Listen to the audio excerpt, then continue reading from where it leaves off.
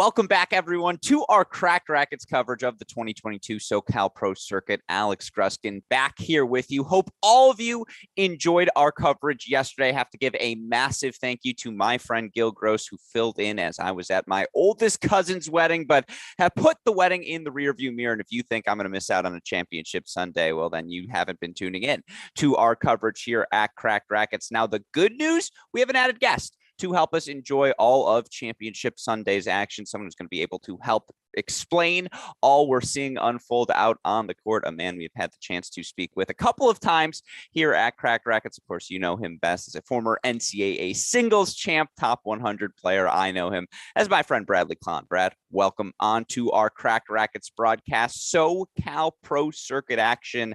Have to be excited right here on Sunday. Alex, thanks for welcoming me onto the broadcast and all the glowing words. Really appreciate it. It's great to join you guys and watch a great finals matchup today. A couple of great matchups. Yeah, absolutely. We're so fortunate here to have two singles matches to bring all of you simultaneously. Our finals happening this week at the Jack Kramer Club. With that in mind, let's bring those matches out on the screen, introduce who will be competing here on Championship Sunday. We'll start on the women's side. Always fascinating when you have a 14-year-old reach her first pro circuit final. That's precisely what we have on our hands today.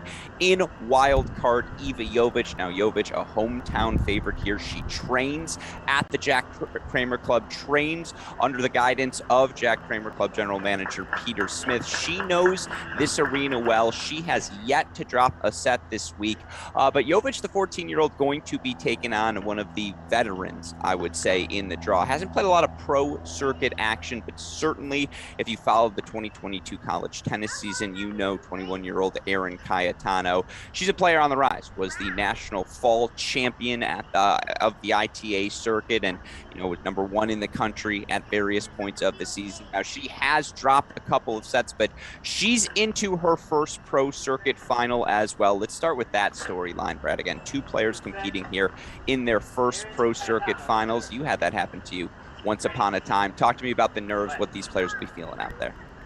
Yeah, I'm really excited to see how they both manage the start of this match. It's important for both players to really settle in on their service games, kind of work through those early jitters.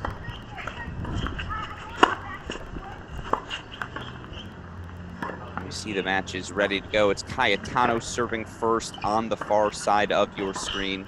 Again, worth noting, both of these players' wild cards entries into the draw. Again, Cayetano, two main draw appearances in her career. It's the first for Jovic here.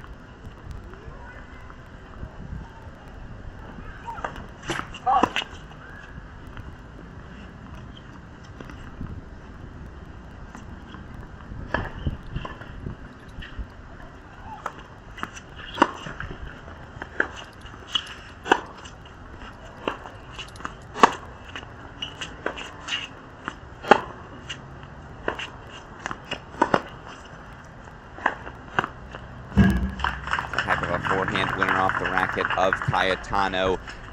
Those who haven't seen Cayetano, it's the serve, it's the forehand. You got to have those weapons, right, Brad, as you transition onto the pro tour? Yeah, in today's tennis, it's all about what weapons you can develop early on. How quickly can you get control of the points, and especially on your serve. That serve +1 is a dangerous, dangerous play.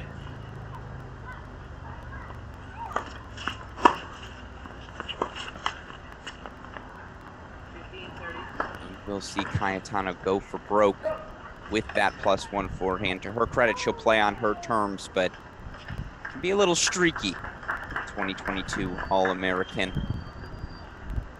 And ranked as high as number 1 in the country in singles earlier this season.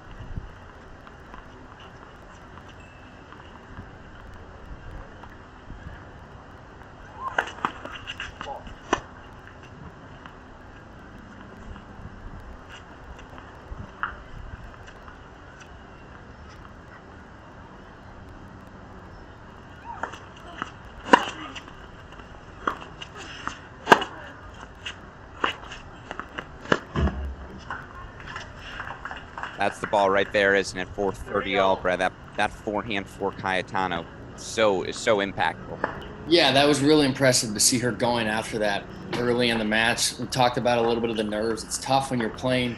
You haven't played that many pro events. You're now your opponent on the other side of the net is a 14-year-old in her first pro event also. Can be really easy to feel that pressure early on, and I think especially for her, this first hold, just being able to get her nose out in front, weathering a little bit of the storm here, down 15-30, but it's come up with two huge forehands.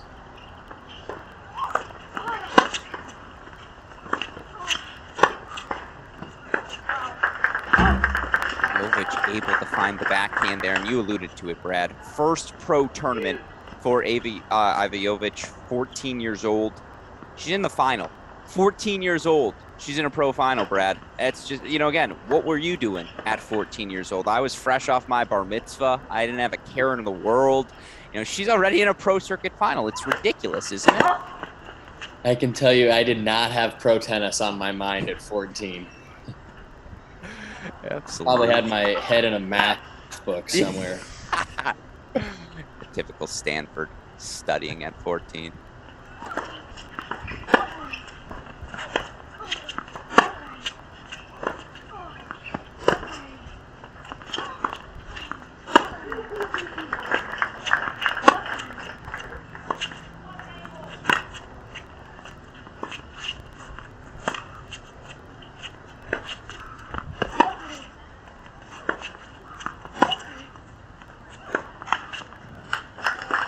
Tell you what, first time watching Jovic play, I really like that backhand, Brad. I really like that little cat and mouse game, mixing up the slice well, showing good variety early on, and you can tell Cayetano wants to be hitting forehand. She's a little bit more uncomfortable when pinned in that backhand corner, and Jovic has done a really nice job at getting to that backhand side and forcing some errors. It'll be interesting to see how she handles the power, certainly, of a player 7 years her senior, but there's a reason the 14-year-old reached today's final without dropping a set. An early breakpoint chance here. Nice serve into that forehand. I'll say very early. If it's Cayetano, it seems pretty clear. Forehand to forehand, that's the exchange Cayetano wants to play. Definitely. She really needs to, early on I saw a little bit of the nerves from Cayetano where she had a middle ball off that return and chose to hit the backhand. She's going to really need to be aggressive, moving around and finding forehands. And you see why right there. Struck beautifully down the line by Cayetano. Game point chance. Kick off our final here for the USC Trojan.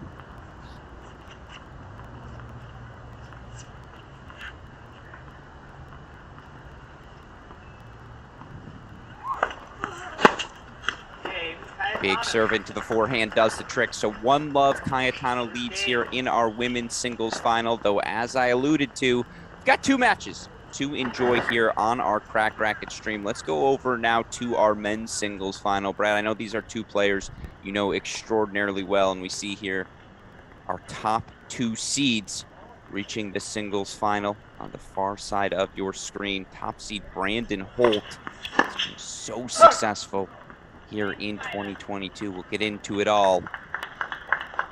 It looks like Holt's been broken here early in this first set. Holt, your top seed, taking on number 2 seed, 19-year-old Zach Svida.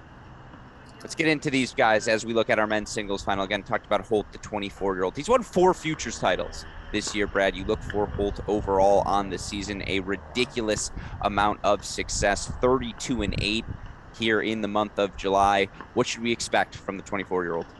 Yeah, it's been incredible to watch Brandon's rise through the futures, going and winning back-to-back titles, I believe, in Mexico. Just the mentality to be able to come off a win and do it week in, week out is really impressive. I don't care what level you're playing at. That breeds confidence. Winning breeds confidence, and that's only going to help him as he makes this next transition into kind of playing more challengers and working his way up. So it's great to see him put those results together. I know he had was struggling with some injuries last year, and just to be able to come back so strongly. I've been fortunate enough to practice with both these guys in Carson, actually, and just seeing Brandon's work ethic, it definitely doesn't surprise me that he's gone on this run, and I just would love to see him continue building on this confidence. Absolutely. So smooth is the 24-year-old. And to your point, he's been having success everywhere. Went and played the challenger level in Little Rock, in Orlando, earned a couple of victories in those matches. So we see his continuous rise. On the flip side, you get a guy in Zach Svida who certainly came to everyone's attention as he won back-to-back Kalamazoo titles. Simply put, people don't do that. And for the 19-year-old Svida to get over the finish line the way he did, of course, there will always be pressure on a player like that externally, but you look internally for Svida. It's been a struggle for him this year on the pro circuit. And by the way, I appreciate the correction from you. You mentioned it in our chat. You won't see this, but Svida actually held in that last game. Serving marker was incorrect, so we're 2-1 on serve here. But talk to me about the 19-year-old. What makes him so special at this age? Yeah, I mean, it's, as you mentioned, Kalamazoo titles early on. He's played some incredible matches at the U.S. Open, winning the wild cards from Kalamazoo. Won his first round, I believe. Was it last year? Yeah. I'm not sure I have it. Okay. So he certainly has the game, but as you mentioned, he struggled to put it together a little bit at the futures, at the challenger level. It's a different mentality. When you get the wild card, you go play the U.S. Open. That's the cream of the crop. That's as good as it gets out on tour. And we have to remember that Zach's still only 19. He's still adjusting to life on the tour, and what you see away from the slams and what you see at the futures level, the challenger level, is a lot less glamorous and more of the day-to-day grind of what it takes to really work your way up the rankings and solidify yourself as a top 100 professional. So he's going through that learning curve now. It's great to see him here putting the match wins together and getting himself into a final. Absolutely. As you alluded to, last season knocked out Marco Cecchinato in 4 sets before a tightly contested 4-set loss to Jannik Sinner in round 2 of the U.S. Open. Of course, as you see on your screen, it's Brandon Holt, your top seed, matching Svida here, 2-all the hold. And of course, you're going to see on your screen on the 15s and 45s of every hour, playing a little trivia here throughout the course of our SoCal broadcast. Want to get engaged with all of you viewing on the stream.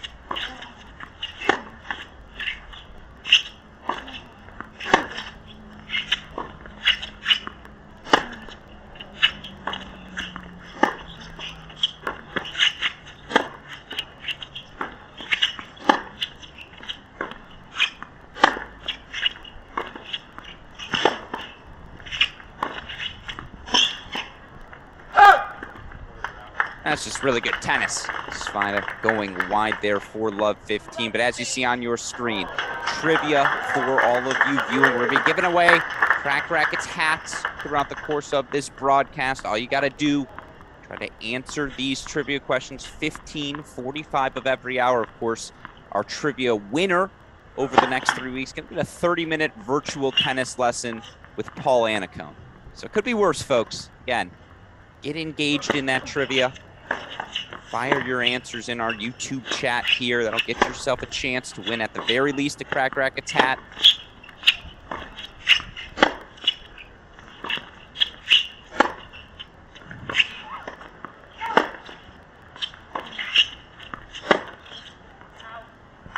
The grind is on here early. What do you, again, love 30 here for Holt. What are the tactical things you see here? What can give the top seed Brandon the edge?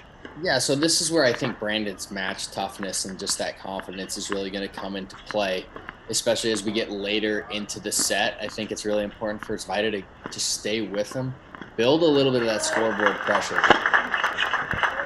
Get to 3-all, 4-all, 5-all. Keep putting that pressure on Holt, especially with Svida serving first.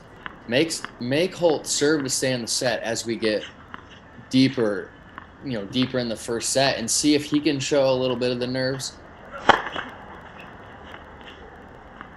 But for Holt, he takes the ball very early. He's got great anticipation, and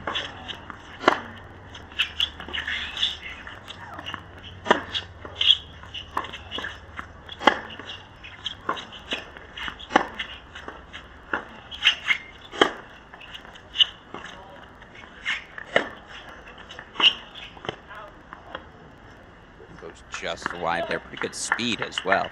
yeah, I like that point from Holt overall. I really think that he's going to be looking to attack the Zvida forehand as much as he can. Obviously, it's still important to spread Zach and get him running over to that forehand side. And to do that, you have to expose the backhand a little bit.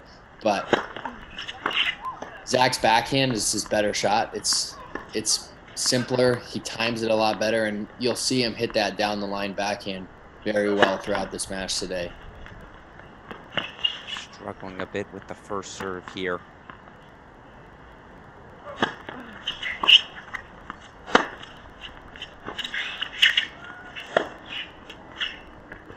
That point starts with that backhand down the line, setting everything up, and now game point chance here for Zvida.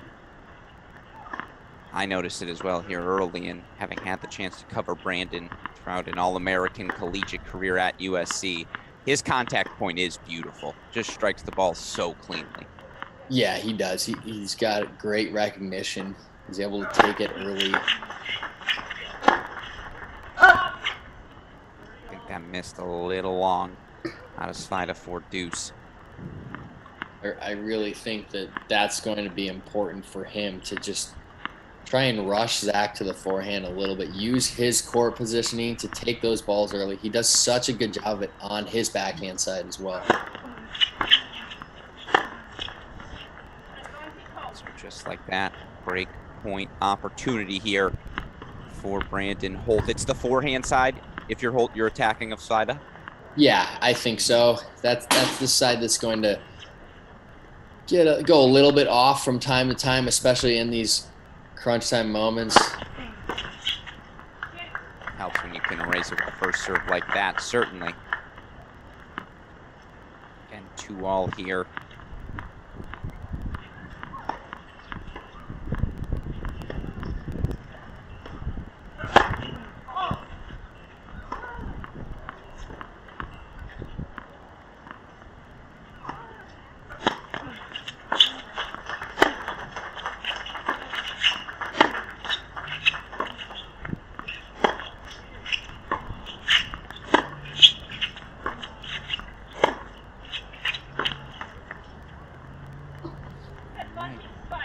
That's one thing I'm looking for Zvida early on here too, is his discipline in the points as the games go on. If there's one tendency from him, it's to get a little antsy later in the games and go for a little bit too much. But you see there, he did a very good job of staying patient, forcing that air from Holt.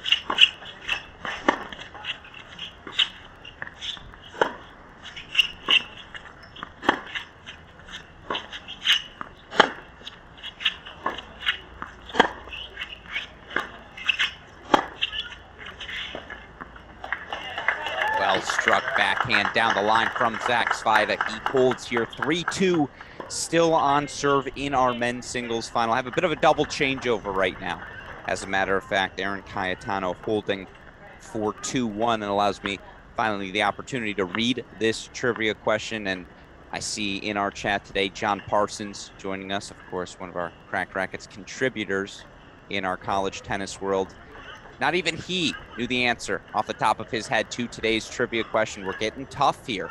This former Cal Berkeley All-American, the only player in NCAA Division I tennis history to win 3 consecutive NCAA doubles titles. 3 consecutive, Brad.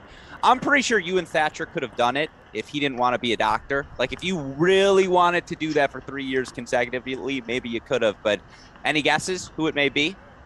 No. Yeah, okay, good. I've been racking my brain for that, and no.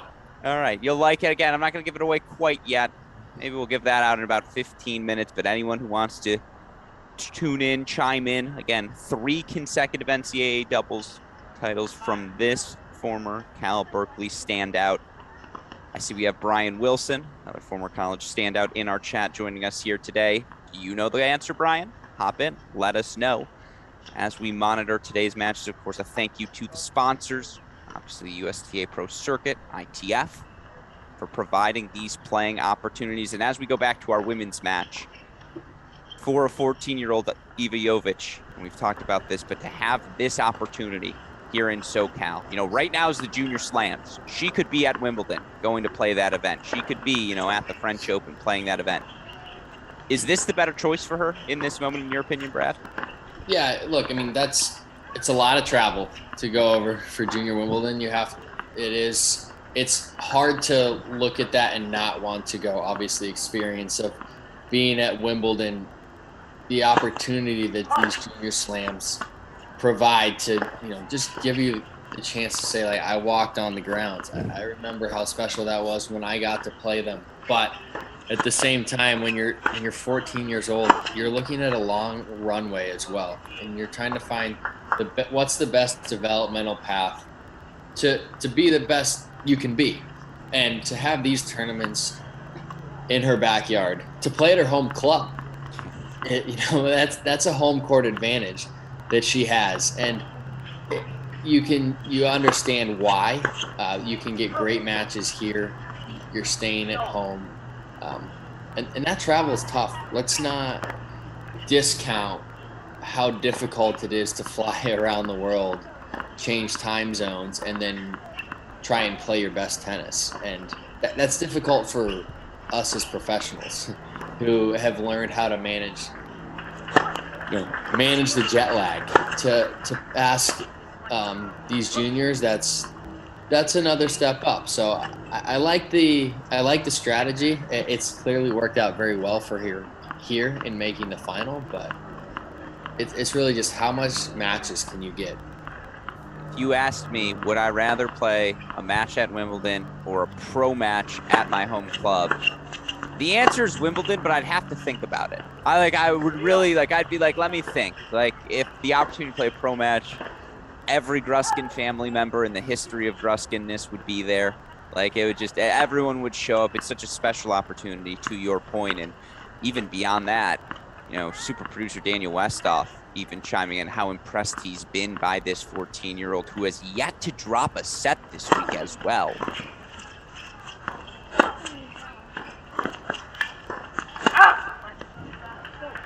Yeah, that looked the hair long, and indeed it was. It's been remarkable poise from her to just race through this draw and give herself an opportunity to play for a championship. But yeah, like you were saying, if I were 14, I probably would have been screaming to go and play Wimbledon. But that's also where it's important to have a good team around you that has the kind of the longer view in mind for your development, and that's why you put your trust in them. And it's really easy to be blinded as the player. I want to go play this, I want to play that. It's chasing points, ranking, and that's where you do need someone that can kind of pull back on the reins a little bit and remind you that those opportunities will still be there, and maybe you'll be better prepared. Yeah, absolutely. And of course, Jovic, coached, as I mentioned earlier, by Jack Kramer Club GM, head of tennis and former USC five-time national team champion in Peter Smith. Again, we see camera a bit glitchy here. Apologize for that if it continues in this fashion. We'll go back to our men's match. But to your point, it's the steadiness of Jovic.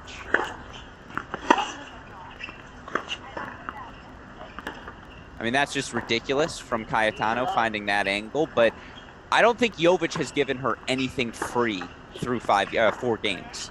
Yeah, that's been really great to see her start, and you really haven't seen like a sign of nerves from her. Playing consistent, playing smart, forcing Cayetano to come up with the goods, which she's been able to on her serve, but making her repeatedly come up with that.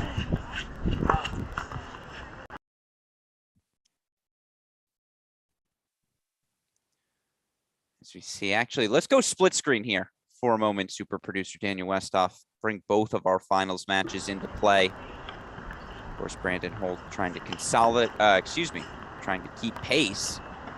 A couple of break point chances. Now finds himself down a break here. To Zachary Svida. It'll happen in bunches. So quick. Again, the pace of these matches.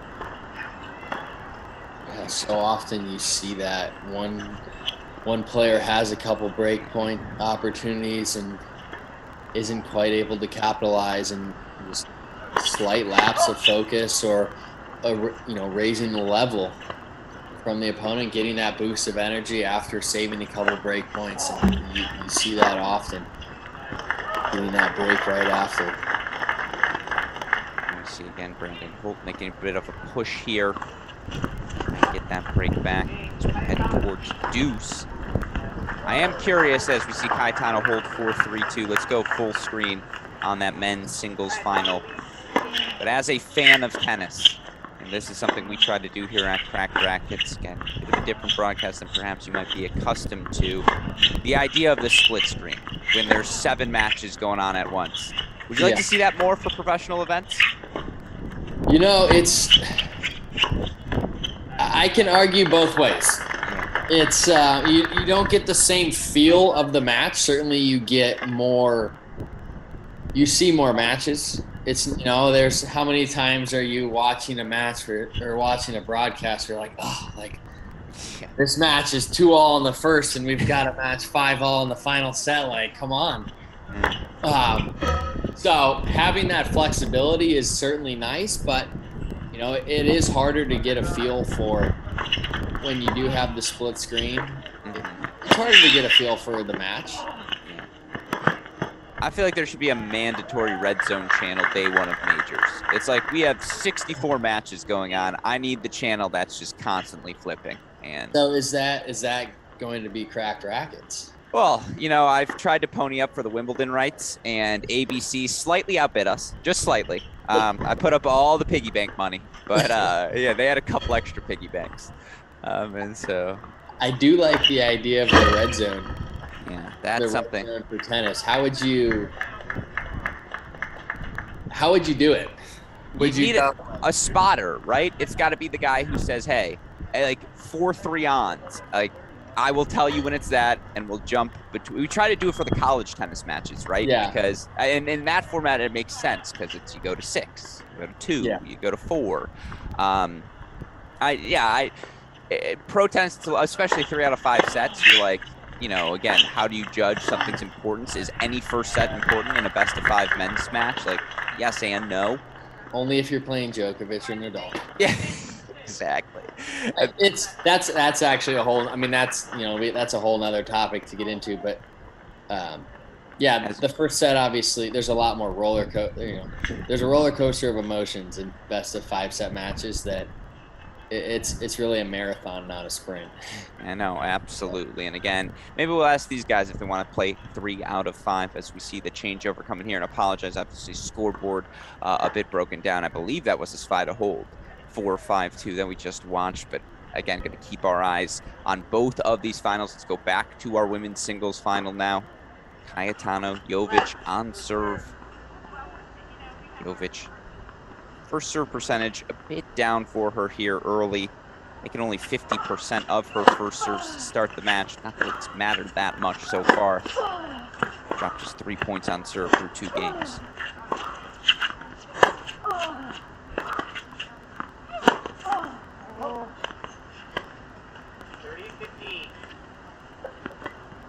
Cayetano really looking for that short angle there. It's so difficult. You could see where she was in the court, actually right in the middle.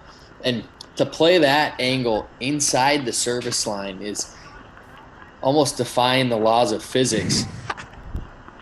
And you could see just having to cut the margin so finely there, just clipping the tape.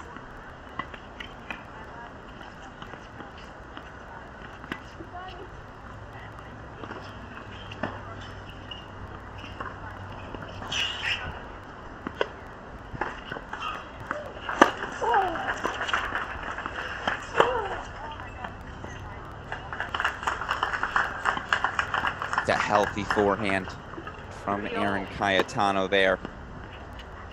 Yeah, it feels like, I mean, to say the match is on her racket might be a bit hyperbolic here this early, but I do think that's the biggest weapon on the court for either player. Yeah, definitely. And we have to see how Jovic holds up as the match wears on, just physically being able to handle the pace. Obviously, she's shown throughout the tournament she's rolled through the draw. But as you get later and later into the draw, you start to see more and more of that wear and tear on the body, mixed with the nerves. You know, that has a huge effect just physically on how freely you're moving. So just something to look out for. I don't, you know, her track record this tournament has been that it shouldn't affect her, but we'll see how she handles just kind of the consistent weight of Cayetano's forehand. Cayetano dropping 2 sets on her way to this final. Off one of the winners of the San Diego SoCal Pro Circuit, Yai Young, in yesterday's semifinal, 3 sets. Jovic keeps pace here, holds 4-3 all. So let's go back to our men's singles final. We'll allow super producer Daniel Westoff quickly reset that camera so it's not going too slow on you all. But B, 5-2 here for Zach Svajda. That scoreboard a bit behind. Svajda worth it. You mentioned the struggles on the, we mentioned the success, excuse me, of Holt or Svajda here in 2022, 3-10 coming into the week.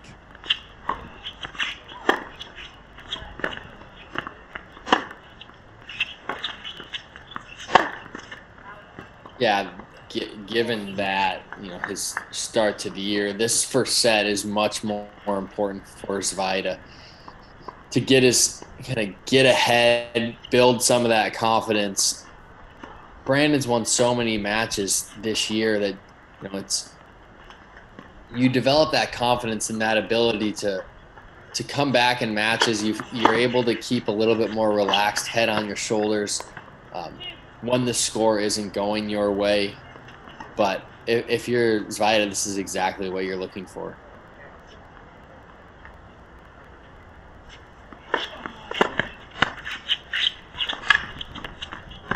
That's nice. Dropper.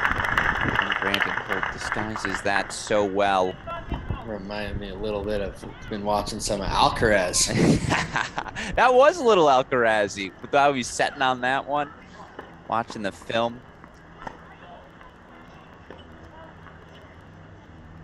Again, do apologize. Scoreboard a bit off here.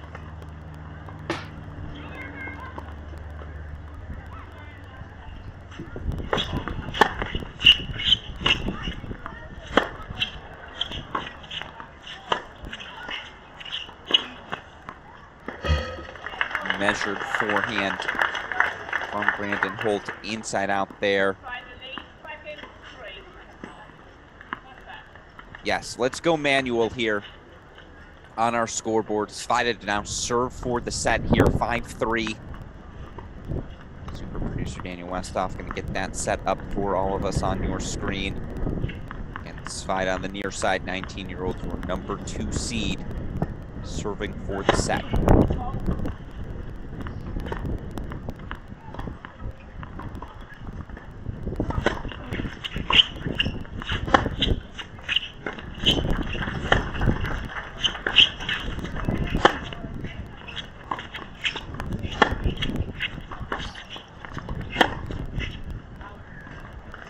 That's a great first point from Holt there.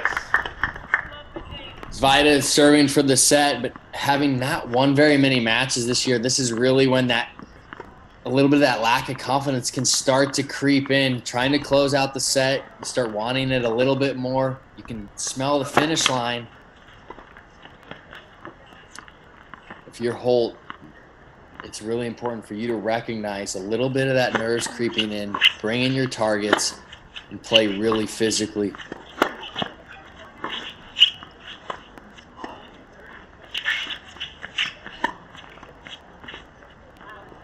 Drop shot lob combo goes a bit long off of Svajda. To your point, I feel like this match has been on Svida's terms. I know we haven't been tuned in the whole time, but we haven't seen a lot of Brandon Holt forehands, and that's typically not the case.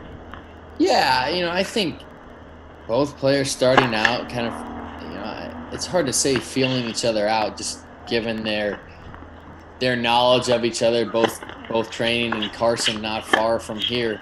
But Holt had the chances early to break. This is, he lives 5 minutes from the club, so I'm sure he's got a lot of that hometown support that can bring with it, some positives, but also a little bit, can start to feel a little bit of the nerves there, a little bit more of the pressure. No doubt about that. As we see Love 40 here, I would always be nervous if Tracy Austin was in the crowd. And of course, Tracy Austin, Grand Slam champion, lovely mother of Brandon Holt. We had the chance to chat with Tracy, Rackets about the SoCal Pro Circuit a few weeks ago.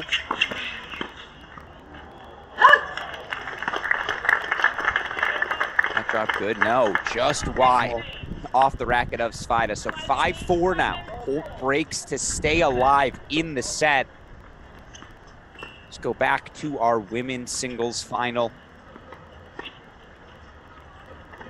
As we watch a couple of USC Trojans, and we got a question in our chat. I want to encourage everyone. This is part of the fun here at Crack Rackets.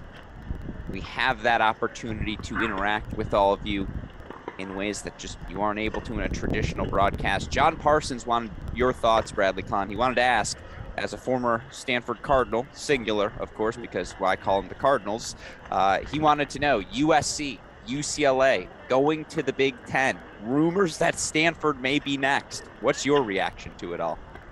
I don't love it. It's a money grab, which obviously that's what we've seen from all these conferences. We know football, basketball runs the show, the way these billion-dollar media contracts are being thrown around, and these conferences are really losing the alignment that we've grown accustomed to. And certainly if you, from the Big Ten standpoint, you bring in the LA market. I know the Big Ten media rights are up for renewal here shortly, and that obviously is going to add a lot more money to them. So you can see why SC and UCLA want it, more finances for them, the Big Ten. But if you look at it from the athlete's perspective, and we'll use football for an example, and then we can touch on tennis, but these guys are traveling 2-3 time zones 4 to 5 times a year now, just for one game. And it just the toll that it takes on these athletes' bodies while they're in school, it's clearly, there's no thought for the athlete, I would say, and what's best for the student athlete, with an emphasis on student as much as athlete. Hence the student coming first, which I think is something that's easily lost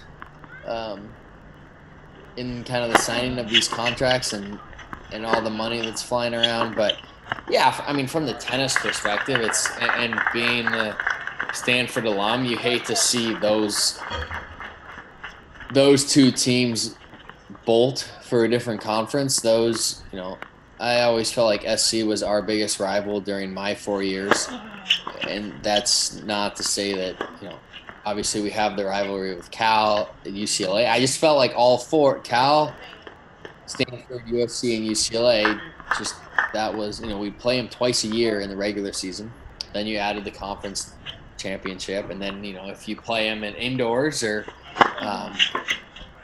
NCAAs, which we often did, that's a huge loss I think for everyone, truthfully, because I think that's a big loss for SC and UCLA having those geographical rivalries. So yeah, I don't love it. I think it's common. Even I grew up as a Big Ten fan, actually. My mom played tennis at the University of Iowa. I was an Iowa fan from out of the womb. So seeing USC, UCLA, even, adding Rutgers and Maryland, seeing them in the Big Ten, that's still an adjustment for me to look at. So I it's think a long way of saying I don't like the move at all. Yeah, no, well, I'll say this. In the negotiations, the Pac-12 gets to keep the Ojai event. They're like, we keep Ojai, all right? Big Ten doesn't get that. And so that was the sweetener as we see Holt fighting off a couple of set points so far, 30-40 now on his serve. Started to go after that forehand a bit more now.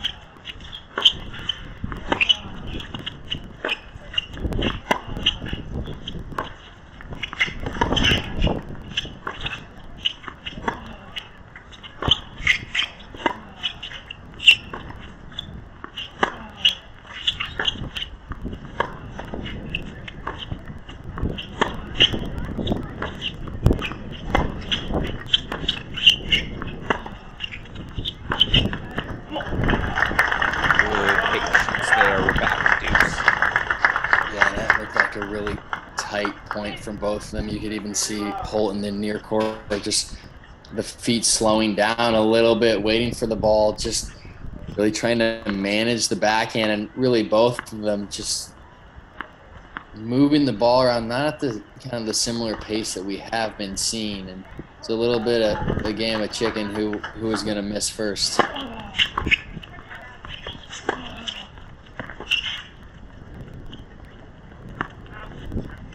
There are those two words again, +1.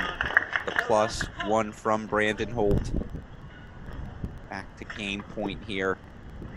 I believe that scoreboard should say 4-5, by the way. Brandon Holt trailing here 4-5.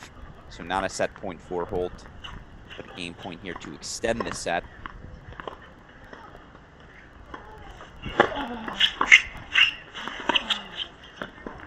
Like that return a lot.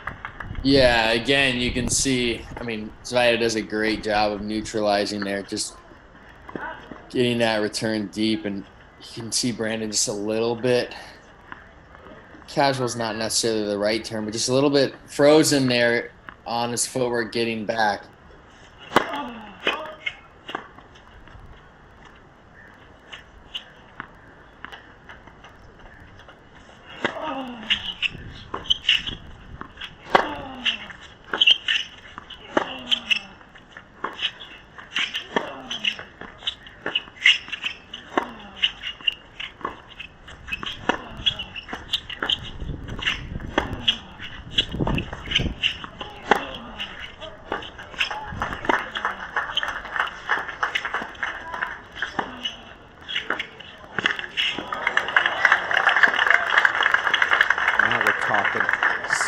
Point coming up for Svida.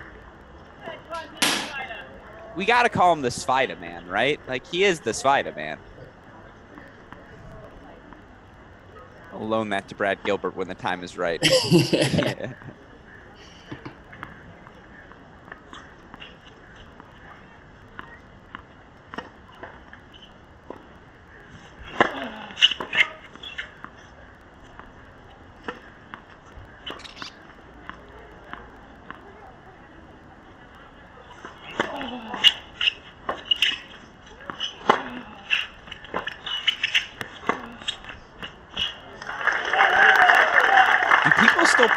The swinging volley, or is that just an improv there? I heard that was a I think it's coming back now. So okay. I hadn't really practiced it, and then we started, the guy that I first noticed was really doing it well was Karatsev.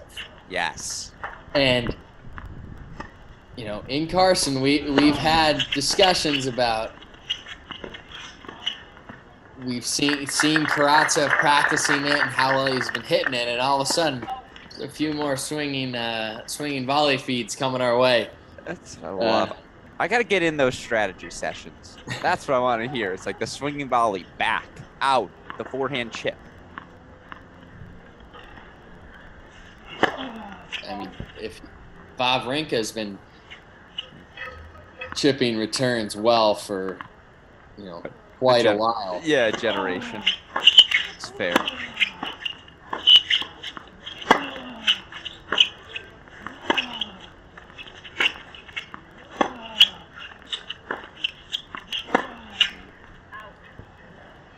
That sprayed wide, so we're back to deuce. Feels like it's a little tougher for Brandon to generate the pace on that backhand wing. Yeah, you're seeing him start to force it a little bit. He's just, I'd almost say he's just managing the backhand side over there, trying to take time away with his feet, but he definitely, a good first serve to set up the forehand, is really key for him, and we've seen that first serve percentage kind of dip here in this game.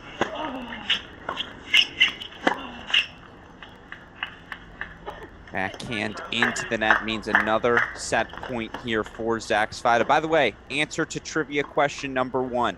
The only player in NCAA history to win 3 consecutive NCAA doubles championships, at least in the modern era, University of Cal's Amy Jensen. Amy Jensen did it 98, 99, 2000 twice with now Cal women's tennis head coach Amanda Augustus. Not too shabby, right, Brad? That's an incredible effort. That is very difficult to do. You guys made finals in 11? We made the finals in 11 at Stanford. Yes, yeah. That was on our home courts. So you were the Jovic in that scenario. Yeah. That was a fun. That was worth coming back after my sophomore year just for that. Nothing else, especially. All right, I'm not going to do it because I want to focus here, obviously, as Brandon Holt continues to scrap. But yeah, that 2011 quarterfinal, 4-3, you guys versus Virginia. One of my 3 favorite. Probably the most viewed YouTube video in my arsenal is watching that one. You crushing Shabazz. Thatcher only lost for Damajan that season. Yeah. More so than the doubles final, those 2 matches against A&M and UVA were worth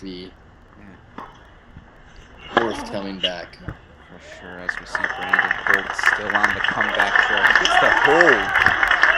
4-5 all, hard fought. And you wonder, now Holt, again, has been climbing up this mountain on the comeback trail. Don't let your foot off the gas here, right? That's the nerves as you're trailing for half a set, and now all of a sudden it's 5-all.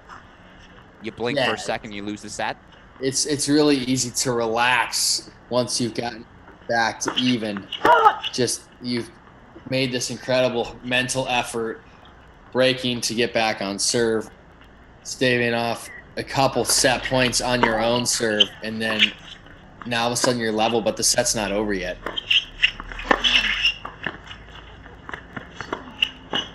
And on the flip side, if you're Svajda, that's really important to remember as well, that for as well as you played in the last 10 or 15 minutes things have not gone your way, you also have to remember that you're still 5-all in the first set, and it's really hard to rein yourself back in, rein in those emotions and not get too far ahead of yourself. But it's so important to get that hold here and just keep your nose in front. Send that pressure, send that pressure right back onto the hold serve. Absolutely. By the way, currently 4-all in our women's final. No breaks of serve yet. Add point for Cayetano. Scoreboard's back up now at the Kramer Club, so we'll no longer be flying blind here the rest of the way. That's why we've been focused here on this men's match. Just didn't want to have incorrect scoreboards for you. That's the worst sort of tennis, of course, to be watching when you've got no idea what's going on. So we're back up here. 15 here for Svajda. Shout out to super producer Daniel Westhoff for the manual scoreboard work in the meantime. Best in the business, of course.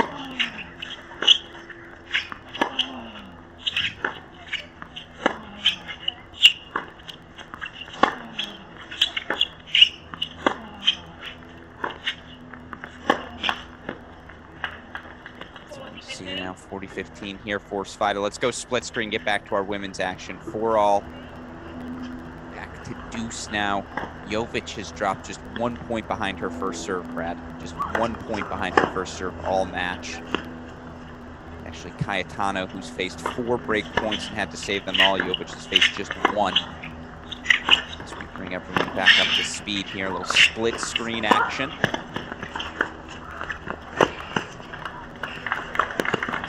Spider holding 4-6-5. We'll go full screen here on our women's singles final. By the way, new trivia question. Here's a layup, and all you got to do, throw your answer to this trivia question in our Crack Rackets YouTube chat. Get yourself a chance not only to win a free hat, but an opportunity for a free 30-minute virtual lesson from Paul Annacone. The question: this California-born player became the first American man since Andre Agassi in 2001 to win an Indian Wells men's singles title. Do we give them the freebie answer here, Brad? Do you want to just tell them all what it is? I feel like this is a layup. This is much easier for me. But no, I don't think we can give it away just yet. All right, I like it. If you don't know it by now, there's no way you're watching a future stream on a Sunday. Let's be clear. Yeah, this one's a layup. So I expect everyone tuning in, what do you have to lose? Get yourself a chance to win a hat. You know the answer to this trivia question as we go back to deuce here. How difficult is it to play a player like Cayetano, where it's just, you know, she's going to go big on the first or second shot and you're not getting that much rhythm? Yeah, it's hard because, especially for a player like Jovic who makes a lot of balls, and you know it's important. She seems like she needs to find that rhythm in the points and is a very good mover. It's difficult when it's kind of one and done, and you don't really get, especially if you're someone who really likes to feel the ball, and that's how you gain a lot of confidence. Well, you're not feeling the ball much at all. And actually, secondly, and probably most importantly, is if it doesn't feel like the match is on your terms at all, you lose that sense of control. And when you start to lose that sense of control over your game in the match, you start to become more reactionary. And for some players, you know, that's kind of the way they like to play. For others, if they're used to, you know, at least 50-50 or wanting to be in control a little bit, that mental adjustment can be a little bit unsettling.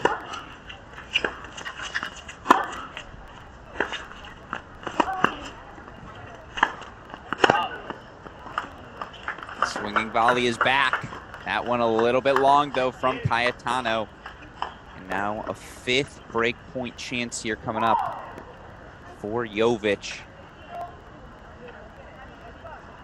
You know, this will be a very extreme example, but for when you play Kyrgios, you want to talk about not being in control and just like the mental struggle of that. Yeah.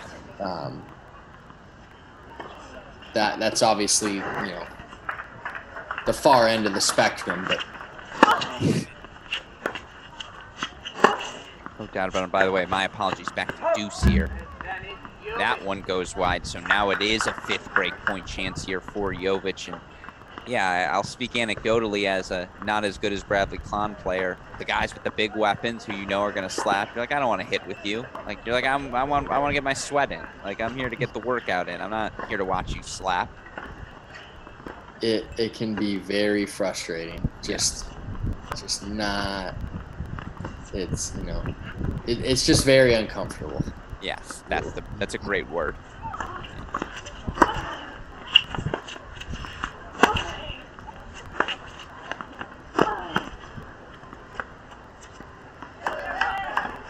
Big forehand from Cayetano, and I'm ready to say it. I don't know how great Iva Jovic is.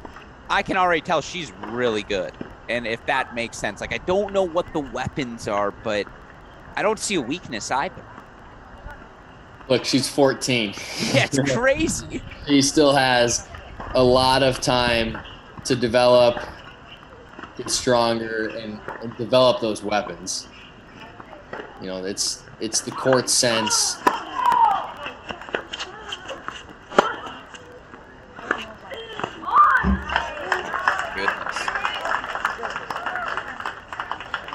Big forehand from Cayetano.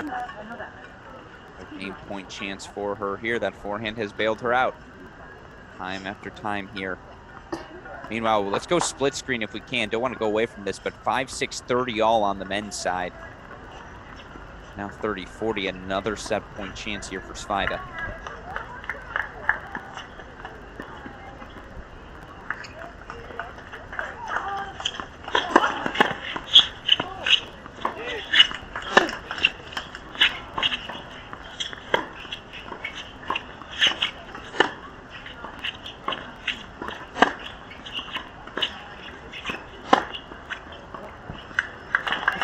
Down the line winner, first set to the Svajda man, number 2 seed. Playing in just his second Pro Circuit final. Now he won the 25K in Austin, Texas last season. He's set up now on top seed Brandon Holt here in Los Angeles. Good set of tennis from Svajda. Good recovery there as well. Yeah, really good job from him to put those 3 games behind him, building that early lead and having the chances on Holt's serve. Cayetano gives her another game point chance. You can really see Cayetano's just relentlessness to get inside the baseline, and forehands, backhands, you name it. She's looking to be aggressive and move forward. And you file that under things you love to see, right? Just as a coach or as an observer, someone who's going down on their terms. Absolutely. You want it to be on your terms. You want to go after the ball. Take it to your opponent. You know, we always talk about being proactive with the feet, looking, you know, really wanting the ball, like wanting to own the ball and not have the ball own you.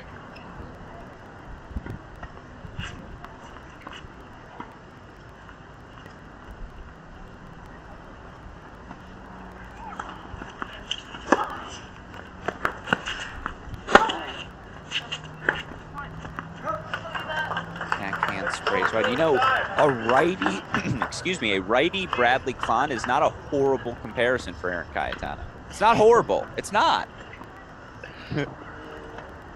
She goes after the backhand maybe a little bit more than I do. I like to manipulate the ball around with the slice a little bit. Yeah. She's like a Klahn 1.25. I love the way she's going after the serve and forehand, though. I think that's crucial for her as she, you know, makes the transition to the pro game, and she just that eagerness and that excitement to go find the forehand, I think really serves her well.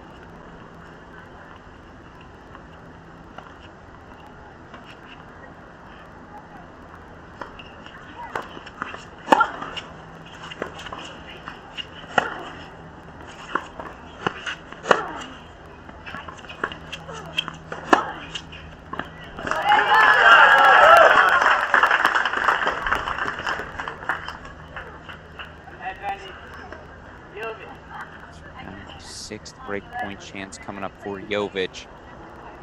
This feels like an inflection point game. If Cayetano escapes, it's just a tough position Jovic to be in afterwards. Yeah, you know, these are one of those few pivotal moments in a match that can really swing it either way.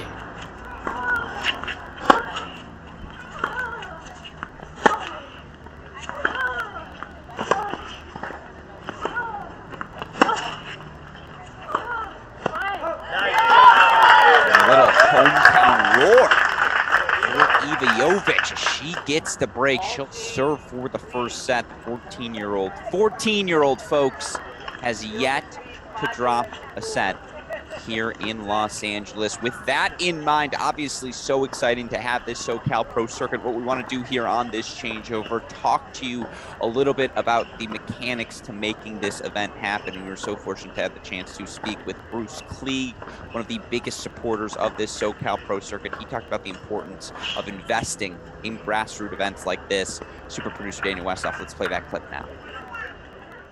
The financial commitment it takes, and, you know, again, being willing to invest in this grassroots level of tennis, why was that so important to you? Well, again, I didn't want somebody to be 40 years old that went through all the junior programs and practice 3-5 hours a day for their whole life to have to default into teaching and not pursue their dream. This is a way for somebody to pursue their dream, at least have a shot. And I think we've accomplished a lot of that the way it is right now. We'd like to refine it, maybe go into satellite type of event also. But when I look at it today, and I've talked to a lot of the players, they get one ticket. That's the San Diego. They can stay here for 4 weeks, and they've got 60 other people to practice with at a very high level, which improves their game tremendously. And they have a shot of playing these tournaments right here, all in one place. A lot of the people have housing with families in this area right here, and we'd like to expand that even more. And that's important because the housing costs you a lot of money, especially in the summertime in San Diego. So the cost is the big thing right here. And I think by having them in the same geographic area, it worked out. Now, I think it was important for us to go up to 6 tournaments instead of just having 3 in San Diego, because we can include Los Angeles. Now, Los Angeles is only, an hour and a half away from San Diego. It's very easy for people to get from San Diego to there. So now when you think about it, they have one ticket to San Diego, one ticket back out. And for 6 weeks, 7 weeks, they're in an area with 60 other people to play with and get excellent practice and have an opportunity to pursue their dream. That's what we're doing. Talking one person is tough.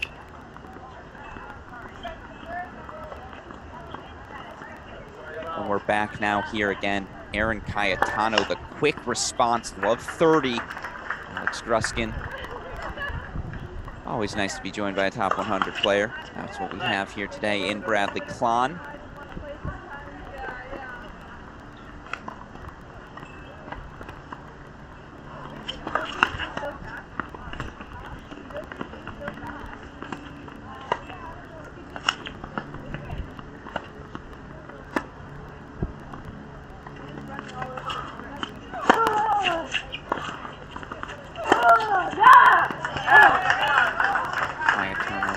Breakpoint chance. Iva Jovic in this match, Bradley.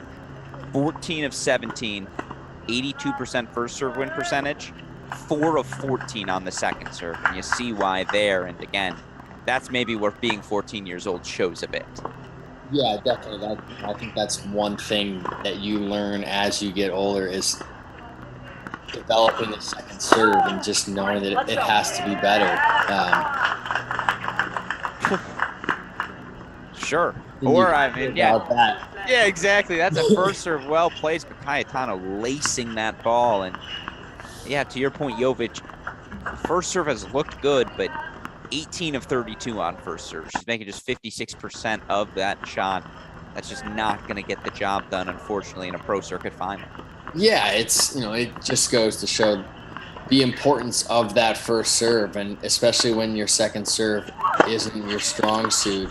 You have to learn how to manage that. And look, again, there's so much to be excited about with Jovic and just her court sense. And let's not forget her age, that as she gets stronger, that second serve will develop. She's used to playing the juniors.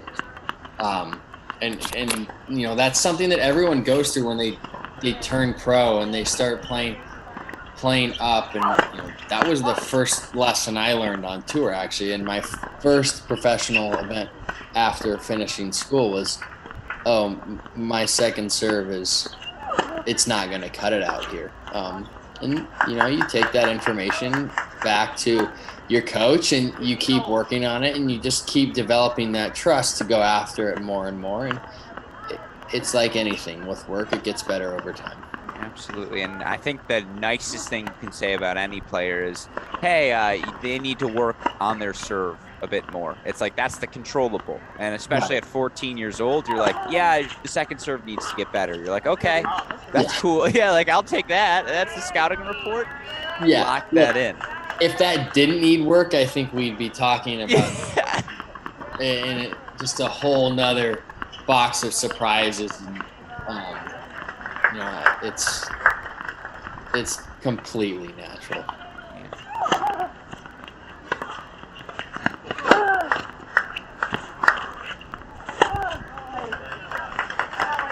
key here again for both of these players. So impressed by the veteran guile on the flip side of Cayetano. You get broken, long deuce game. You break at love with a backhand return winner laced cross court. That's exactly what you want to see. Yeah, just a really good mental reset from her after that difficult game that you mentioned, and just to be able to put it behind her so quickly, she's still in the set, and get her first break of serve as well.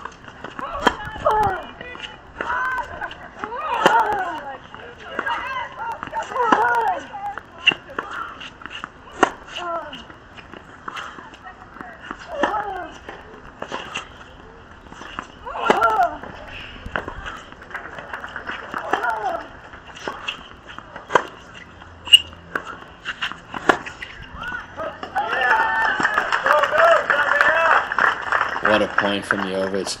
I mean, turn it back to her ability to put that break at love aside, serving for the set, her first pro tournament, her first final, and to play this game back to back and just really lock down in that point,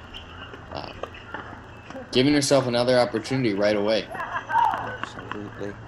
Break point chance. Lead number 7. Coming up here for Jovic.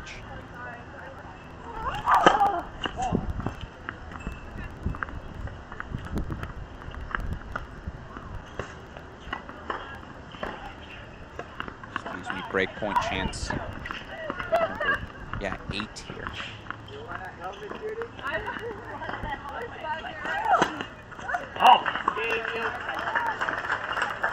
Off for Aaron Cayetano, who right away gonna go hit. You don't see that very often. Quick correction. Yeah, the extra practice serve.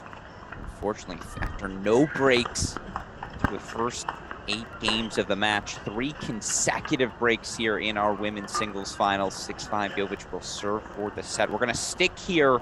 Early action on serve, set number 2 in our men's singles final. But as we've alluded to, trivia questions for all of you tuning into the stream today. It is July 4th. Let's celebrate, have some fun. That's what we're trying to do here on our Crack Rackets broadcast. Our next trivia question, sticking with the California theme, we're going to stick with Indian Wells. And some people call Jack Kramer Club the private tennis club equivalent of Indian Wells. It's been thrown out there over the years. Beautiful facilities, of course, here in Los Angeles. But the question, and I think it's fairly intuitive, again, if you're watching a futures final on a Sunday, you may know this. The 2 men that have won the highest numbers of Indian Wells men's singles titles. When I wrote the trivia question, I said name both. Super producer Daniel Westhoff is too kind, so he's asking for 1. Again, we just need 1 name for you. You submit an answer, put yourself in a position not only to potentially get yourself a Crack Rackets hat, that opportunity to get a 30-minute free virtual lesson from Paul Anacone. You can send him your stuff. He'll offer you some feedback, both constructive and complimentary. If you want, I suppose we can get 30 minutes of just, again, him ripping your game as well. I think that's pretty funny. That's what I would want. Just a real confidence killer. Yeah, I sent Carousel my clip once, and I was like, break it down, have fun for me. And he goes like, he actually was like, you know what? The backhand's pretty good. He was like, the forehand could use somebody. He goes in, he was like breaking it. He's like, yeah, momentum's bad here. The weight shift rough. It was very funny. Yeah, it was well done. It was a little birthday gift for me. Jovic here, love 15. Again, those second serve struggles. Rising of late. Especially when you're looking to close out a set too. That's when you start to see those first serve percentages dip. Those nerves cost a little bit of your form. You try and rush it a little bit. It's really easy for that, in her case, that left arm to kind of be yanked down pretty quickly, almost trying to hurry the ball into the box, which is, just the exact opposite of what you're looking for. 15 all here for 14-year-old Jovic.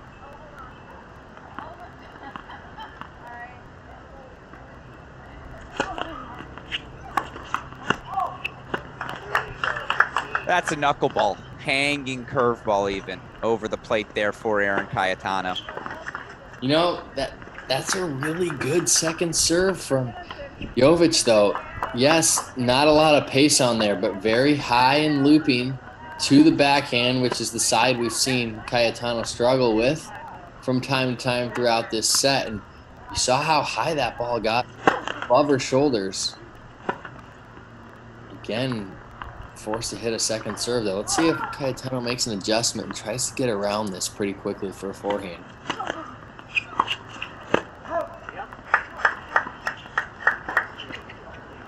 Jovic calling her own lines. The lines person agrees. You see the full crew there. Cayetano, I actually liked that adjustment. She was prepared for that ball, just what, a little much? Yeah, you know, I think especially in this situation in the match, you really want to bring that target in. She didn't need to. She was in control. She was well inside the baseline. Didn't need to force that to the line too much. Just give herself a big target. Force Jovic to kind of funnel that ball back into her forehand and then go to work from there. But the forehand sprays wide. 9 sets.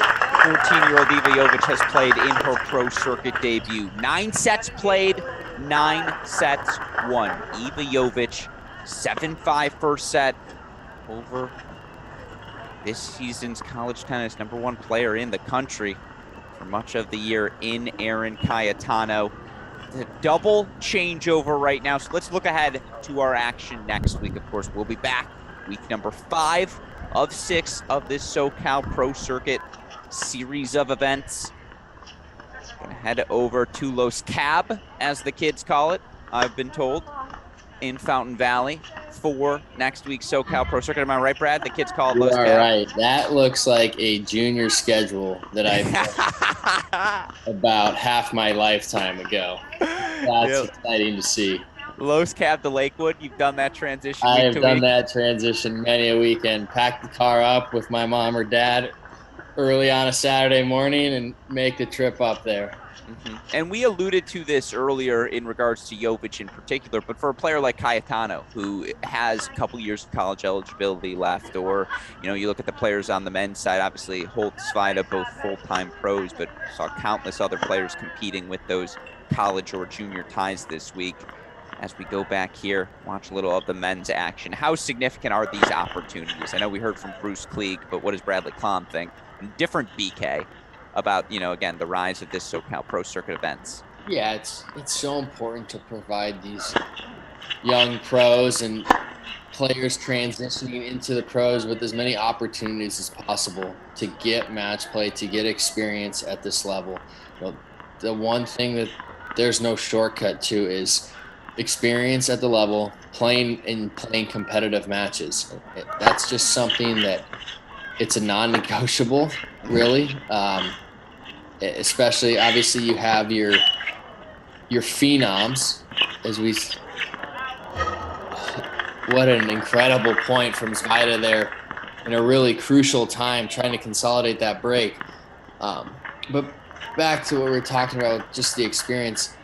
Yes, you see some of the phenoms that break onto the scene, and the Alcarazes that just are destined for the top 10 at a young age. But for 99.9% of the players on tour, you have to earn it the hard way. And you really need these opportunities to test yourself, to continue to build up that confidence.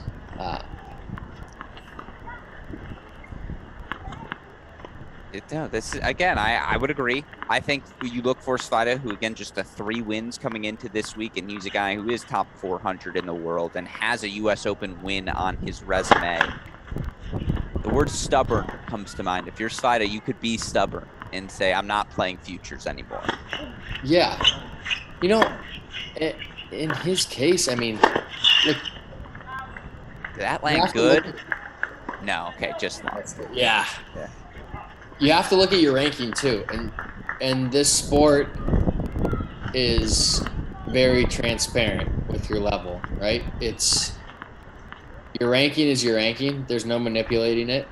and you have to play where your ranking's at. You might think that, I should be higher or whatever. Your game's better. You can play with these guys, but until you go out and do it, it's just hearsay.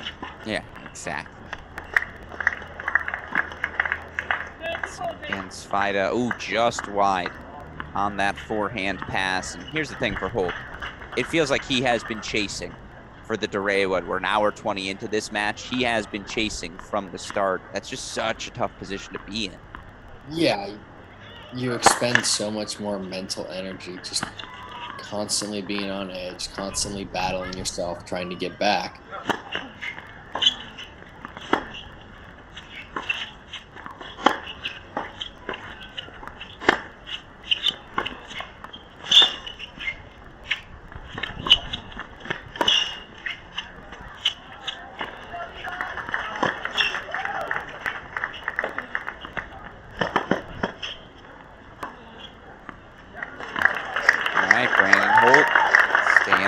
Here.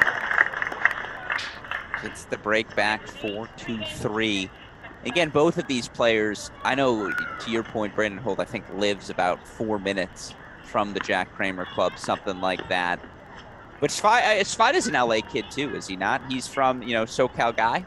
Yeah, he grew up in San Diego, trains in LA now, out of the facility in Carson. So he's certainly, an LA local as well. He's practiced there before. Guys will go there from time to time and hit. So he's certainly no stranger to these courts.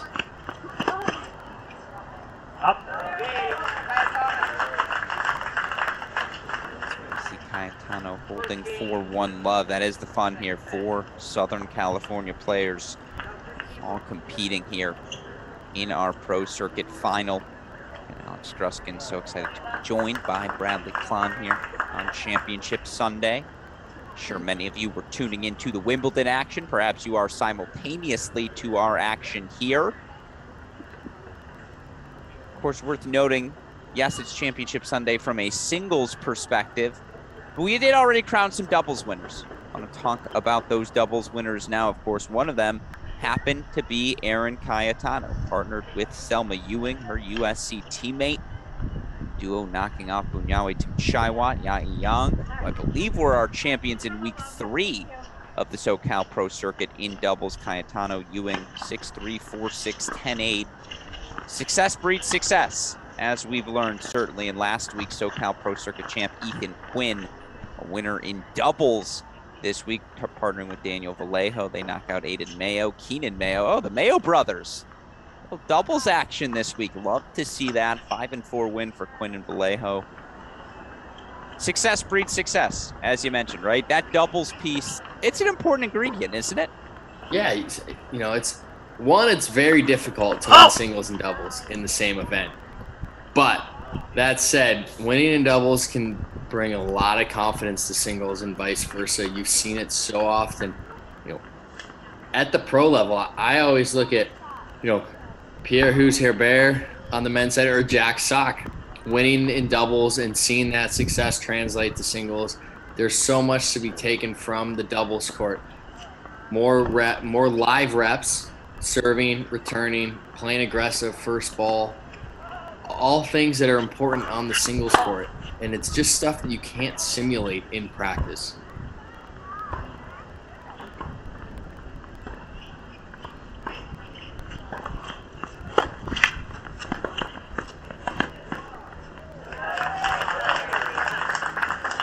Volley, good aggression from Cayetano, who has come out swinging. And again, if you watched a lot of Erin Cayetano,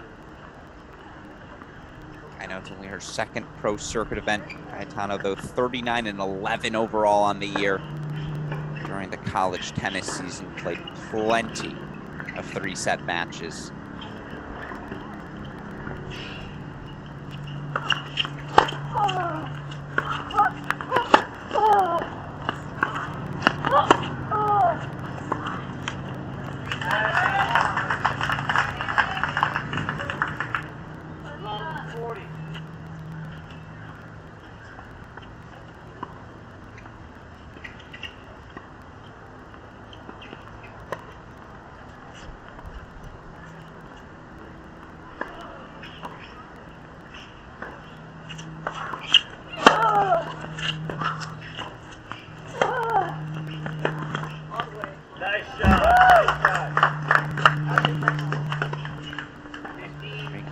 chances here. And Cayetano.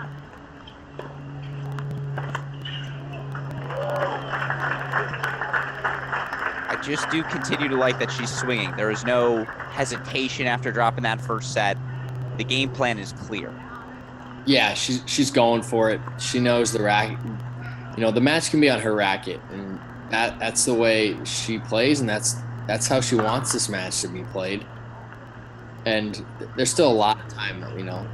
She maybe a little bit of nerves there in the first set, who knows? But just being able to quickly put that behind her, and really important to get this early lead. You pointed it out earlier. What's the difference between that shot and the 6-5 return? She runs around that ball, gets to the forehand side, able to extend through that ball so cleanly. Now it's Cayetano. 2-love lead here in set number 2. Yeah, she just seems so much more comfortable on that forehand side attacking. The backhand's still very solid, but just especially on that second serve, you can see Jovic's second serve, not a lot of pace, but it is getting up pretty high. And for Cayetano to take that early, she has to almost take it either earlier or let it come down into her strike zone a bit more on the backhand.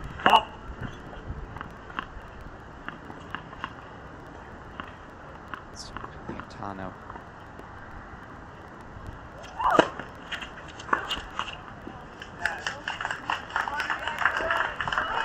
There's a freebie, a rare freebie from Iva Jovic. A missed return there on the flip side. Can we go split screen with the men? 7-5-4-2 right now. Zach Svida in command.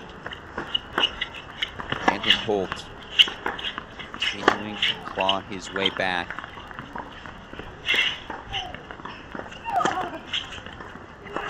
Tracking down that drop shot. He's got inside 3 break point chances. So we see Cayetano swinging. I think we know what that one's going to look like. Let's go back to our men's match here, full screen. On the break point chance here for Holt.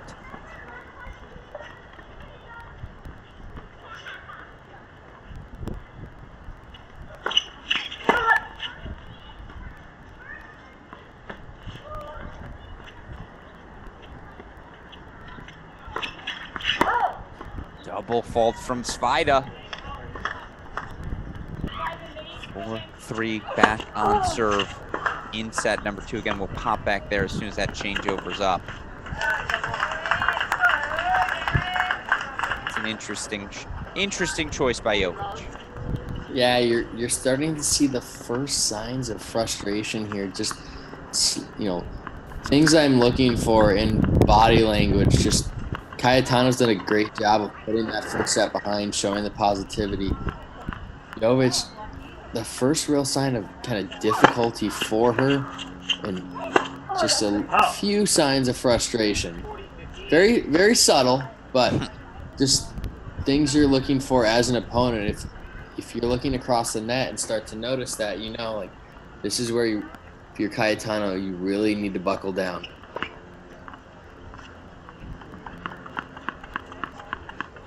One chance here to consolidate. Take that 3-love lead.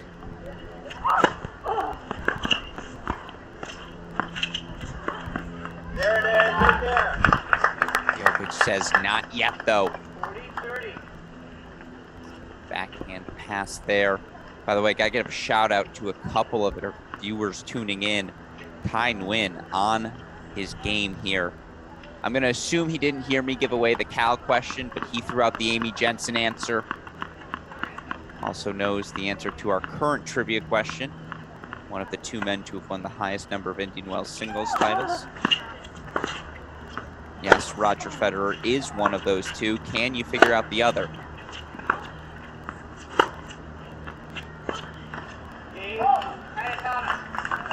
Bernardo Aviles does immediately. Novak Djokovic, indeed the other player with 5 Indian Wells men's singles titles. She may not have an Indian Wells title. Erin Cayetano, 39-11 last year at the collegiate ranks, into her first pro circuit singles final. Already a pro doubles champion, now 3-love up in set number 2. I'm gonna have trivia questions for all of you tuning in every 15 and 45 on the hour. Traffic and weather together on the 8s as well here at News Radio 950. Yeah, we'll throw it all in. But of course, if you're interested, winning yourself a free Cracked Rackets hat, 30-minute virtual lesson from Paul Annacone. All you got to do, answer our trivia questions. BK, you can also answer them if you want that 30 minutes from Annacone. You're not out of the running either. Nice little half volley there from Brandon Holt. What's he got to do to flip this around? Yeah, I think he's doing a great job of hanging around, right? Zvaida's had multiple opportunities to really put his foot down and put this match away, and he's just, again, this is, I hate to harp on it, but this is kind of where you see some of that lack of match wins, that lack of confidence coming into play, getting that break and really stepping on the gas and holding serve. So I think at risk of stating the obvious, Holt needs to hold serve here. He's done a great job of getting breaks back, but he needs to start finding more forehands, playing aggressively, not settling for that backhand, and really looking to kind of take advantage of some of this indecisiveness from Zvaida in the later stages of this set. You talk about, for Brandon Holt, the necessity of holding serve. Holt faced 11 break points so far in today's match. 9 service games, this being his 10th. He's made 72% of his first serves, but winning just 52% of his first serve points, 56% of his second serve points. Zach Zvaida has been in every one of Brandon Holt's service games.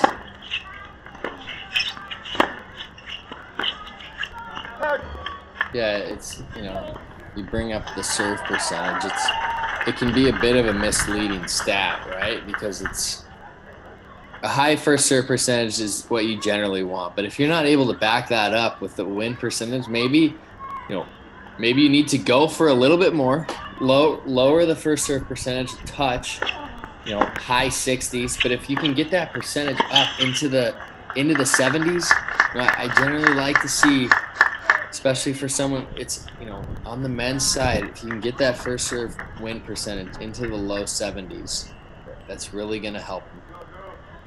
I would say the first serve percentage, not the win percentage, but just the first serve percentage matters for 3 people: Isner, Opelka, Berrettini. If they're over 65, you lose. Sorry, but it's that's the only 3 it matters. Yeah, it's on the margins, yes. Obviously, if we're bringing it in at 50, 52, but it's really about how much are you winning off the first serve and also your second serve win percentage.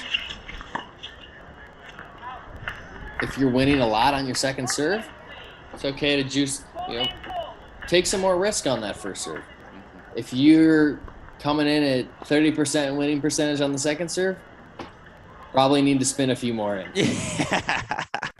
Agreed, as we see, again, good spin there from Brandon Holt. Does feel, to your point, the way I describe it, he's just on neutral. It just feels like he's on neutral in this match, and I keep waiting for that gear to shift. How many backhands has he just kind of massaged up the line as opposed to really going for it? Yeah, I don't mind that as a change of pace. I'd just like to see a bit more variety off that side, either trying to sneak in off it or mixing in the slice. Zvaida is a guy who loves pace and likes rhythm. Right? When you get into this moving, kind of hitting and moving match with him, keeping the same pace, that's playing right into his comfort zone.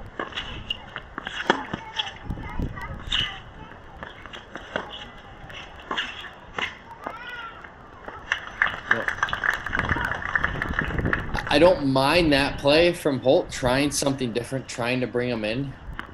Yes, the execution not quite there, leaving that slice a little bit high. It's hard to tell if that was a drop shot or more of a, kind of play that Federer short knife that almost brings the guy in on his own terms. I do like that play if I'm Holt, just trying to get Zvaida in and out of the court a little bit more, not letting him get settled moving laterally.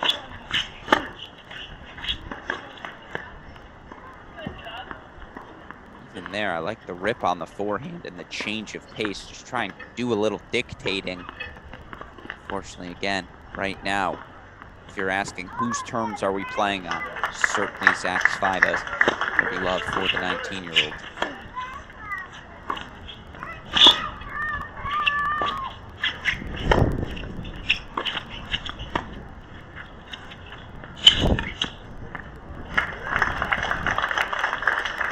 A little better. Yeah, he, that backhand down the line had a little bit more oomph on it. And whether he looks to take that and come in or just gains control of the point, once he's able to step inside the baseline on that forehand, he's in a much better, more threatening position.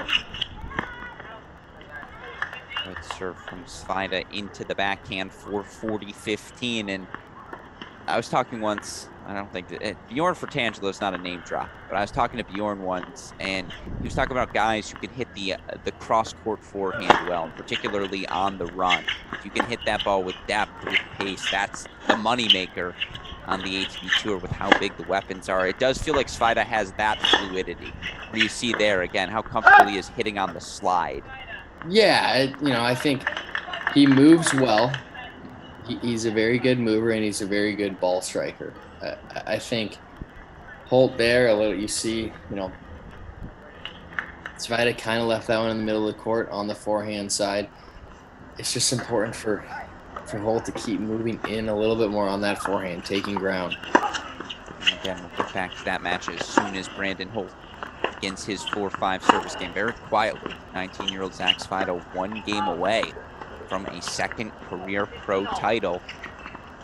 Meanwhile, Aaron Cayetano drops that first set, struggled on serve at the end of set number 1.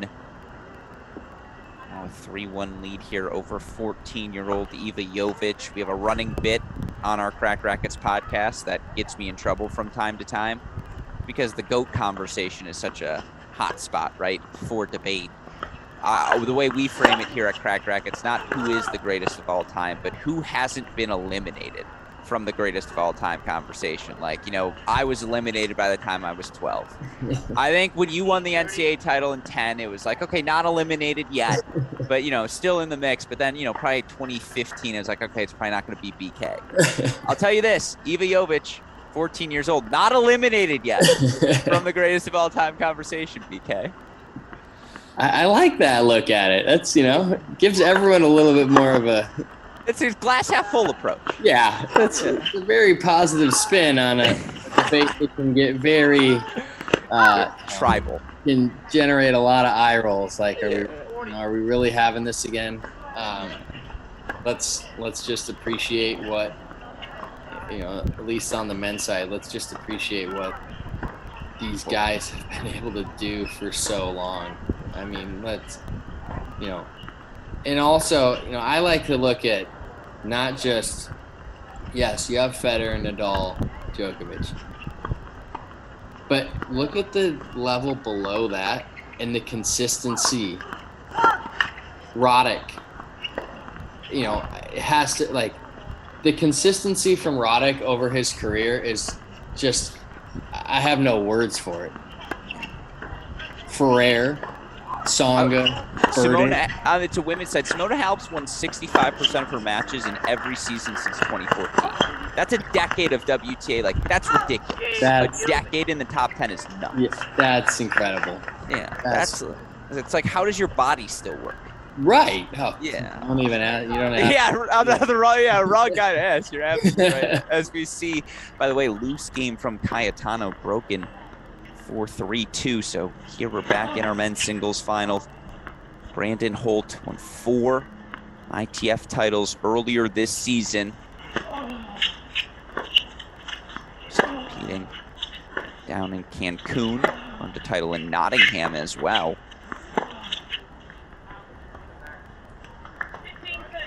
Just a little, it's the body language for Brandon. I don't think I've ever seen him look this dejected. Yeah, just a little lackadaisical with the feet. The first serve percentage again, just when you're kind of spinning it in.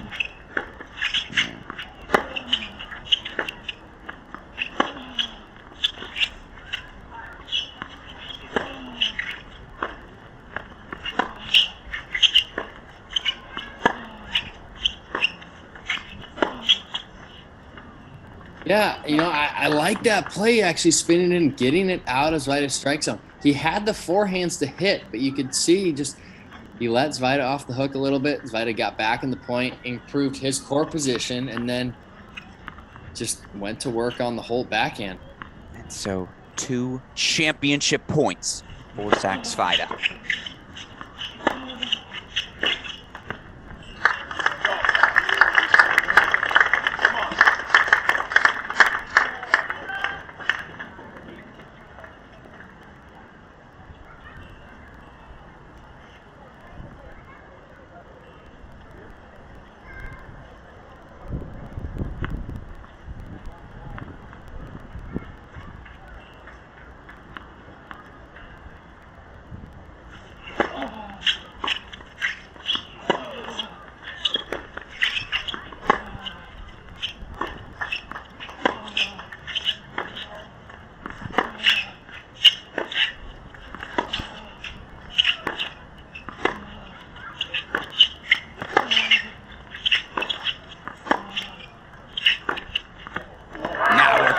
Folks, it's the Spider-Man. 7-5, 6-4. A second pro title for the 19-year-old. And how does he end it? Down, a little backhand magic. Your thoughts on his performance today, BK? What this does for his confidence? Again, only 3 wins coming into the week. Earns himself a futures title here in LA. This has to feel good for Zach Zvaida after struggling through the first 6 months of the year. To be able to come here, play in his, now his hometown, and against a guy in Brandon Holt who has won so many matches at this futures level and has really been dominant throughout the year at the level. And to be able to kind of impose his will, use that backhand down the line effectively. And, I have to say, I was probably most impressed with Zvaida's shot tolerance in the points, especially late in games, late in sets. Not looking to bail out and go for the home run shot, playing aggressively, but within his own game. And, I think that last point was a perfect example. I kept waiting for him to, he had the line forehand when he wanted it. He stayed patient, waited for Holt to drop one in the middle of the court. And Zvaida's backhand is really the money maker. And to finish it off like that, you could see the confidence in his ability to step in there. Absolutely. So again, 19-year-old Zach Zvaida, 7-5, 6-4, week 1 in LA. He's your men's singles champion. We go back now to our final match here at the Jack Kramer Club. Alex Gruskin, joined by Bradley Klon. So watch 14-year-old Eva Jovic on the far side of your screen. Was down an early break here in set number 2. Cayetano has gotten that break back. Now 30-all.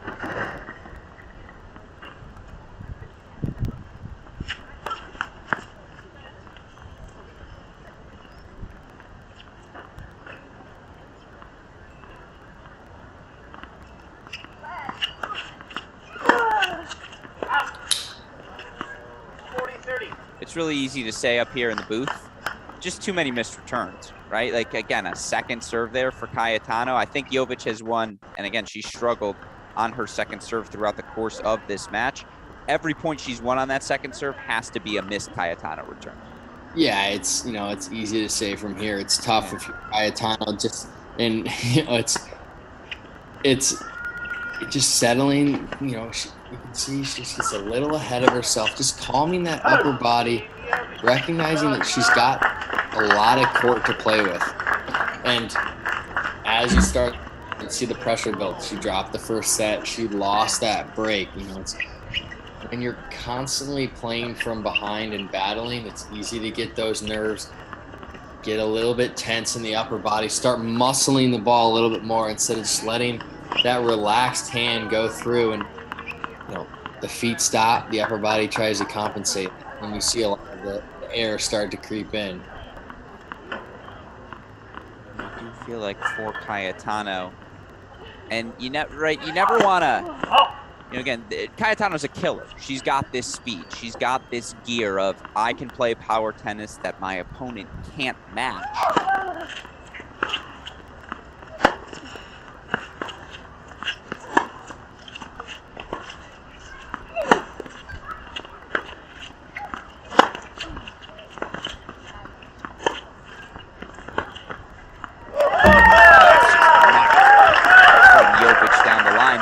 question would be with Cayetano, because you don't want to take that away from her. At the same time, how do you find the 75% ball? How do you find that middle gear, that neutral shift it feels like that she just doesn't seem to have?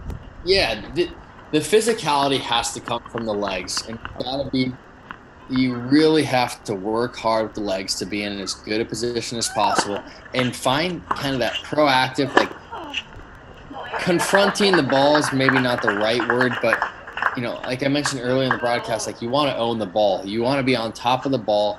You want to be over it and be able to select where you want to go with it.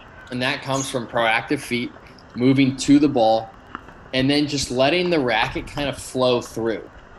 The momentum has to carry you through. If you're kind of stopping, starting, little feet up to the ball, and then trying to generate all the pace with the arm, you're gonna lose some of that consistency.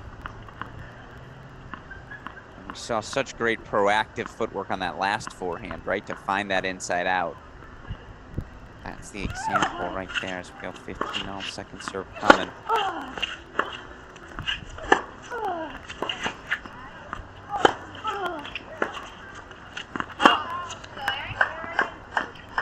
Just long off the racket of Jovic. I'm all in on the backhand for Jovic, just how easy it is for her to absorb and redirect. She's really done a great job of neutralizing Cayetano's forehand and that pace. I've been really impressed to see that continue to hold up as we get later into the match.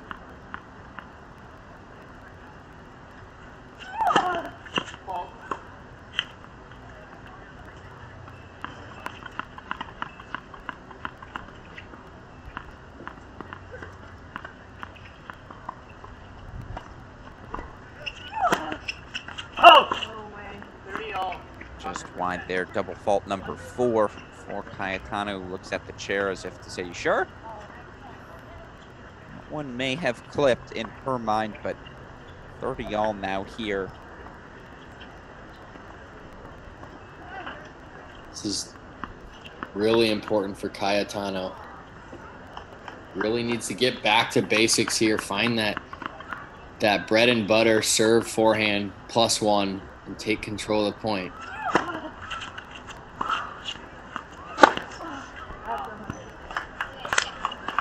Loved that serve. Really liked, again, how simple that was, but just overcooked. Yeah, there again is a little bit of the nerves or the tension. You could see she just wasn't quite up to that ball. Right arm got a little bit too far extended, and then she tries to arm it, and you can see the trajectory. Not what we're used to seeing from her.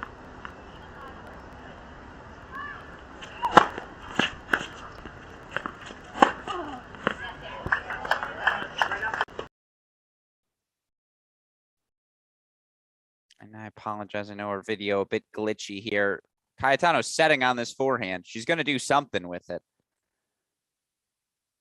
I believe that ball lands. Yes, we're back to deuce here, and apologies again. Track tennis cameras going to need to be reset.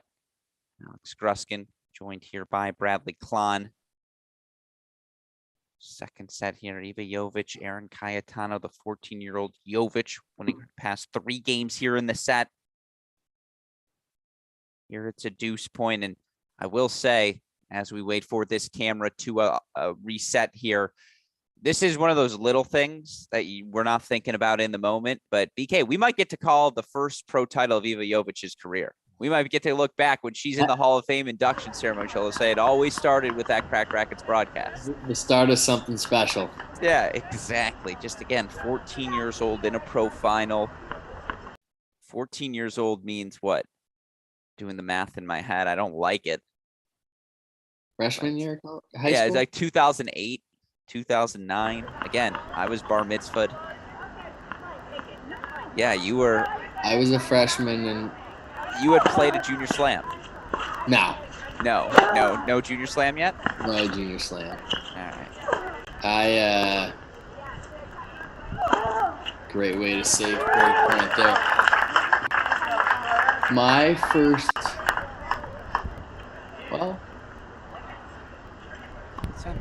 I know. It's. I mean, Iva Jovic, the #1 rated freshman in the nation according to Tennis Recruiting. Look at the UTRs; she'll be on that list as well.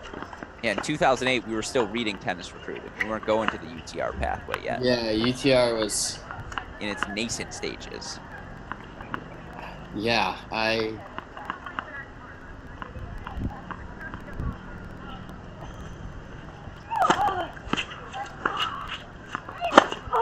Nice forehand from Cayetano there. Yourself a game point chance. This is the game, right? Again, if you lose 4 straight here for Cayetano, you could see things slipping away. Yeah, you can see her really buckling down here too. It's great to see just that mental fortitude to recognize the importance of the situation, saving a couple break points, going back to what's got her to this point in the final, relying on that aggressive forehand.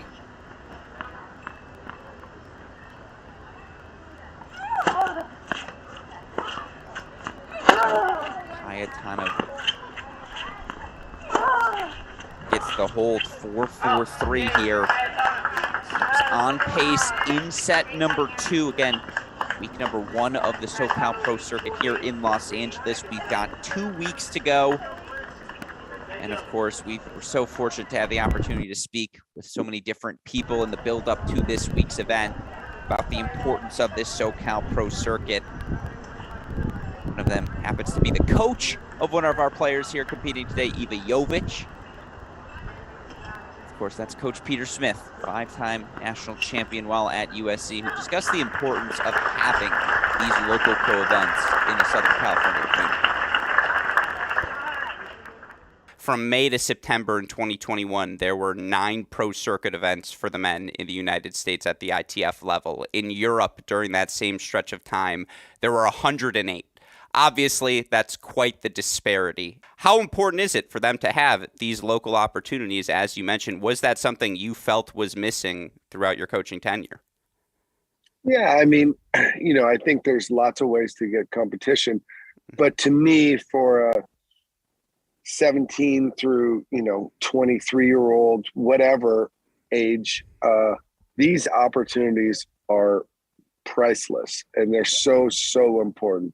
So there's lots of opportunities, but to play at ITF where there's ATP points and WTA points, there's a much different intensity when people are playing for those world ranking points. And so this is very, very important. And Southern Cal tennis historically is the best tennis in the world. Look at all of the great tennis players that have come out of here and are still coming out of Southern Cal. So it's super important that these players have these opportunities in their backyard.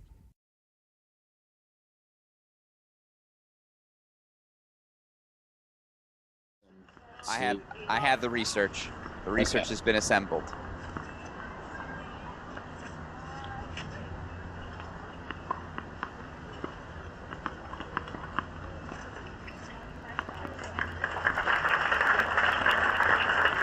Back down here, Iva Jovic, Team Love in her 3-4 service game.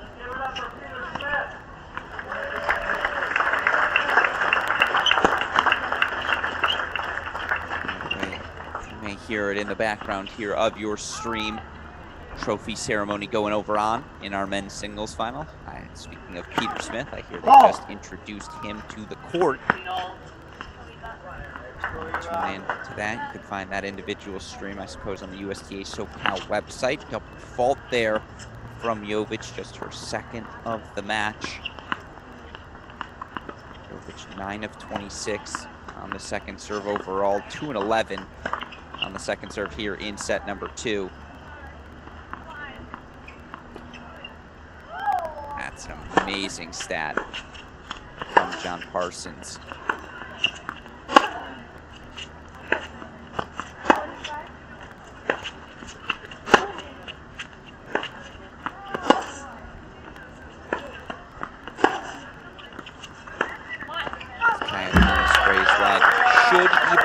Get the job done today. She will have as many ITF Pro Circuit titles in her career as she will junior titles on the ITF circuit. That would be remarkable. That's getting a jump start on your pro career. Yeah, that counts. I agree. And again, I don't want to jinx anything, but the company she would be keeping here are players who have won titles at the age of 14. Justine Henin, Anna Kournikova, Dinara Safina, just to name a few. Pretty good careers, really. Yeah, they were okay. I think Henin would have been better with a two-handed backhand, but that's a discussion for a different time. Explain. No, that's also a lie. Yeah, it's just it's actually not true. Don't let the truth get away with a good joke, though. Yeah. Henin's another one of those players I always joke around that whenever people say people don't talk enough about, it's like, well, what would you like them to talk? What's the appropriate amount? Right. But Henin doesn't get an appropriate, like, again, in this 21st century, Serena, Henin, like, is that two in this era? It's not unequivocally no. Yeah.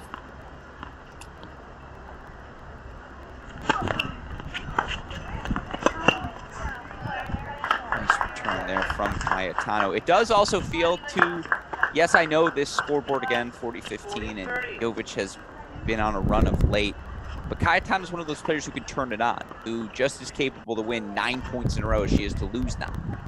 Certainly. You saw, this is still danger territory for Jovic. Really important for her to get out of this game with a first serve here. You saw Cayetano did a really good job of attacking that serve and not letting it get up above her shoulders.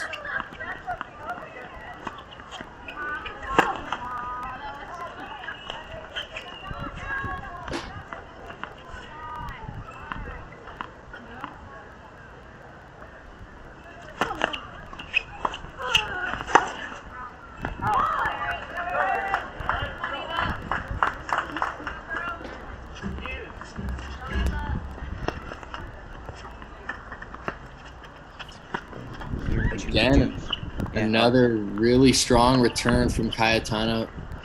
Jovic giving her another second serve. She's starting to find that confidence on the backhand second serve return, taking it a step earlier, just beneath the shoulders, where she can get all that good weight transfer and really control the return a bit better.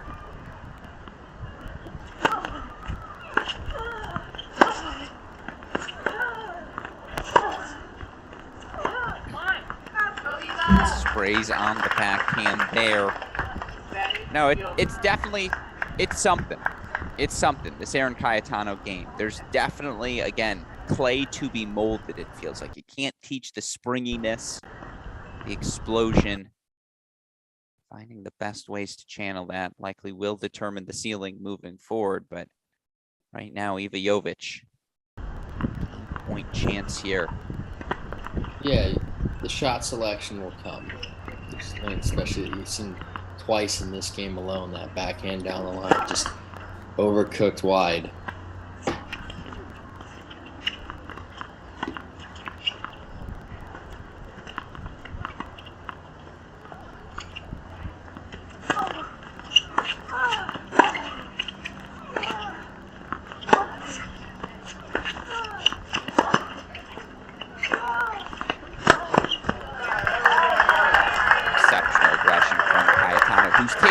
Service return on the service line. It's impressive. Then she retreats though. That's the piece that's interesting to me. And I guess that's some respect for Jovic on the run. We saw her lace that backhand down the line, but it's an interesting tactic. It's a fine line though, because obviously if you take it too early and you're forced to retreat, you're taking your own time away from you. What's that right balance? It gives you the aggression, but also puts you in proper court position for the next shot.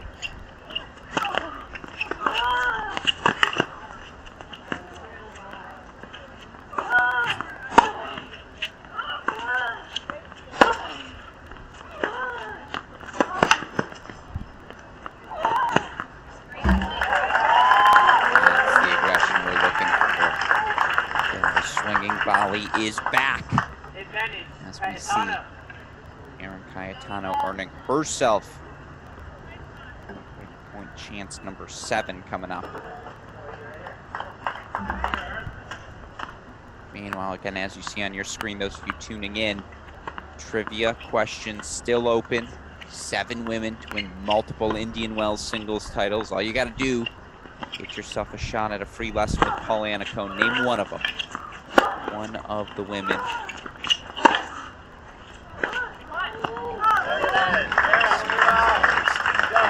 Wide there. The persistence of Iva Jovic. That's the other thing that stood out to me. Yeah, this is really impressive. Just getting, securing that first set, down 3-0 in the second. It's really easy to lose focus, let that almost slip away. Gets it back and has the opportunities to go up 4-3. And, when you get those opportunities, you're almost starting to sense, like, you can kind of smell the finish line. Now to have to battle back here at 3-4 and stay in this second set, a couple gifts there from Cayetano, but a good job here from Jovic to kind of weather the downs on her own serve and hang tough.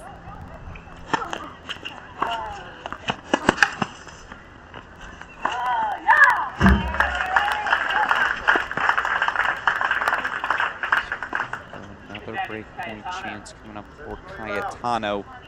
And Cayetano looking to become the second player during this SoCal Pro Circuit to sweep both the singles and doubles titles at a single event. First player, of course, August Holmgren, NCAA singles finalist at week 1 in San Diego, over in Rancho Santa Fe.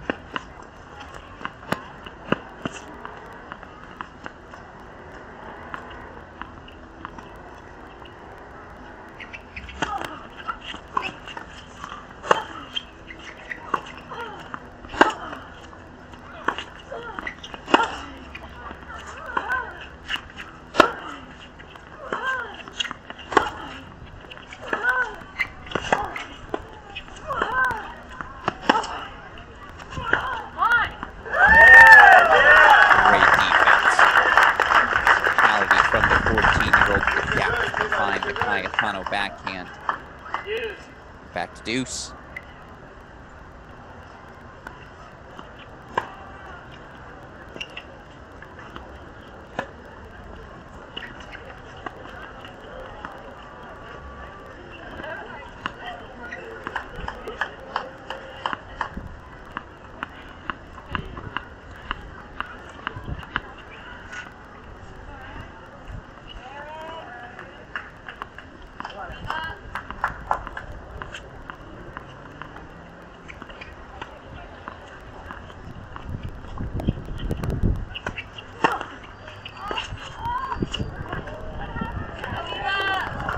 Slice, forehand return. That's got to be the first one she's hit. Yeah, looked to be a little caught there. Just yeah, a little indecisive and short angle. Again, what she chooses, but game points here for Jovic. Again, anyone tuning in today, thoughts on the match, questions for BK here in the booth, just fire into that YouTube conversation. Find us at Alex Gruskin, at Bradley Klon on Twitter as well. See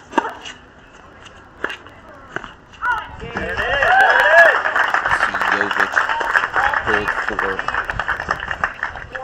for all. I will say I was scrolling Twitter just to see what was the last thing Bradley Klon tweeted.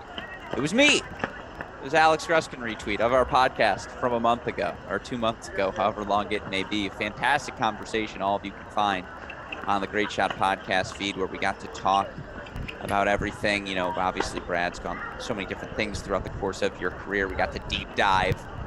I got to nerd out a little bit. Yeah, there's a lot of Thatcher conversation, probably too much. I got excited. I won't lie. I would have edited out maybe 6 of the minutes in retrospect. Yeah, that was a really fun conversation. It's always a pleasure to join you guys on the podcast, and a big fan of everything you guys do and covering tennis and kind of building your own brand there. And it was really fun to kick back and cover all things tennis, a little bit of my career, and have a good time doing it. Absolutely. It's so fun here at Cracked Rackets. I said it earlier, I'll say it again. One of the 2011, I can tell you exactly where I was following the Stanford, Virginia quarterfinal at home. Like, these are the formative years, and to get to do this, believe me, the pleasure is all mine, BK. And so we see here Aaron Cayetano 4-all.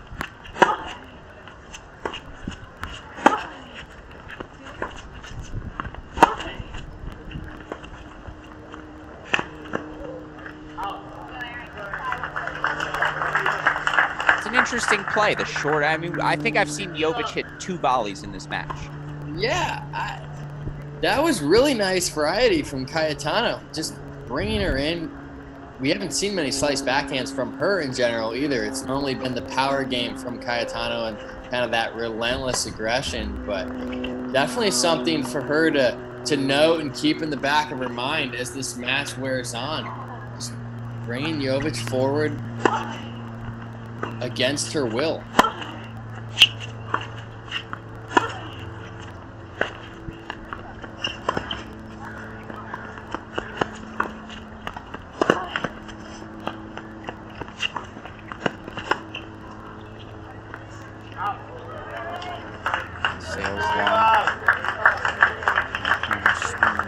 Freely, that court position definitely has improved.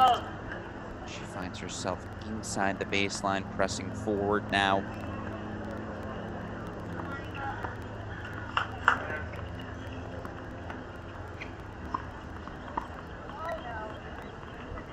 Third above here as our scoreboard goes down for the moment.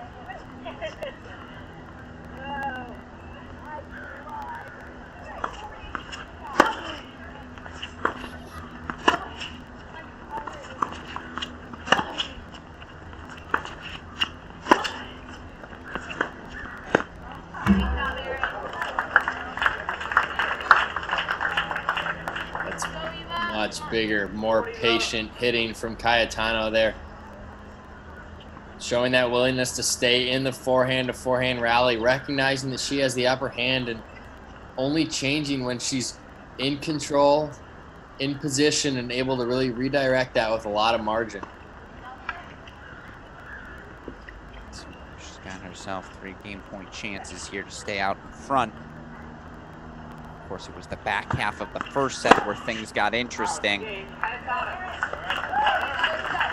Perhaps this back half of the second set going to provide some entertainment as well. Aaron Cayetano, your doubles champion this week at Jack Kramer Club. Also now 5-4 lead on serve here, set number 2 in our women's singles final. I know we already heard from Peter Smith a bit earlier about the importance of these local pro events. I want to, if we can, super producer Daniel Westhoff, let's hear from Coach Smith about this Kramer Club.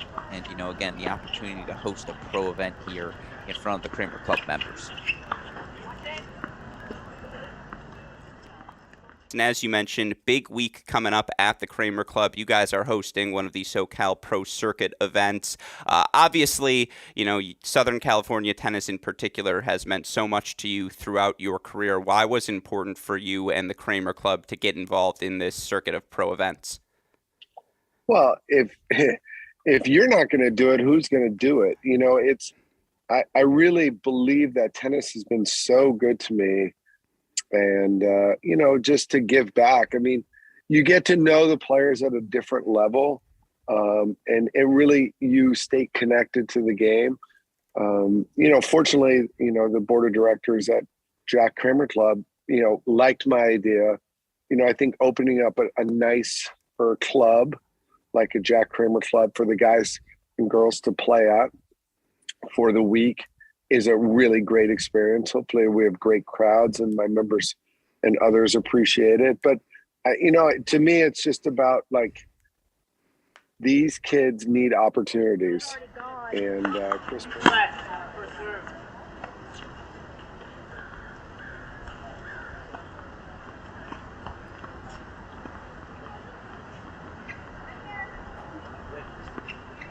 Fourteen-year-old Eva Jovic serving here.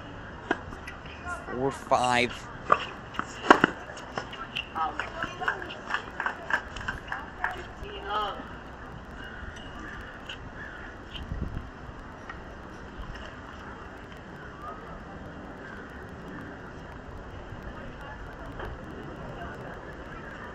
Jovic making just 50% of her first serves here in the second set, but 15 of 18 on first serve points. She's 30 of 38 behind her first serve in this match. When she lands it, it's been the most effective combination, or I suppose starter, on the court here today.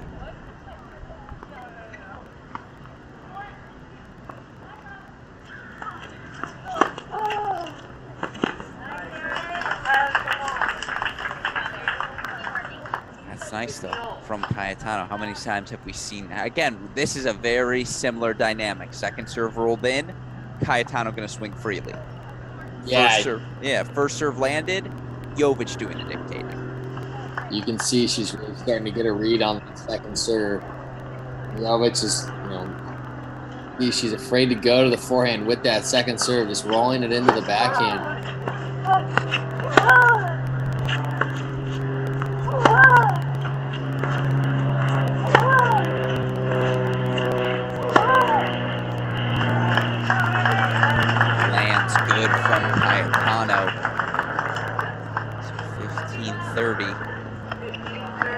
Yeah, I actually love that serve from Jovic to challenge the Cayetano forehand. It was just too well struck from Aaron. Yeah, it's actually, even for players with huge forehands, most players have an easier time returning on the backhand side. It's a little bit more compact, especially when you have a big serve coming in. You need that short backswing.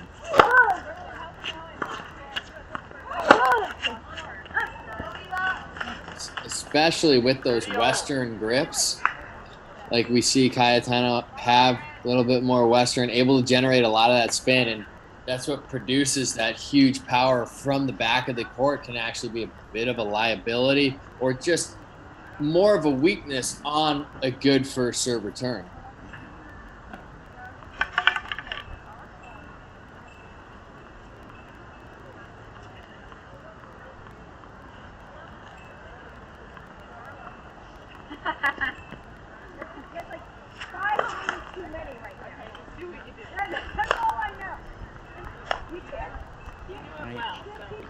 Cayetano already 2 steps inside that baseline.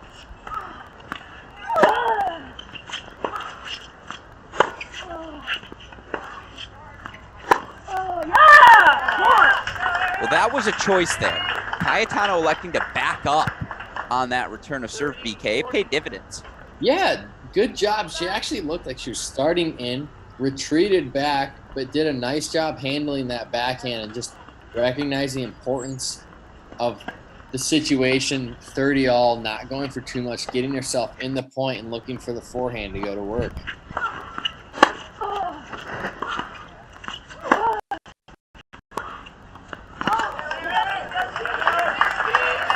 Aaron Cayetano forcing the third set. It happened quickly, folks. Felt like Jovic had her chances, maybe to take a 5-3 lead. Unable to do so, and Aaron Cayetano now forcing the third set here. It's only fitting on a championship Sunday, right? You get a 3-set match to decide things. Need one 3-set match.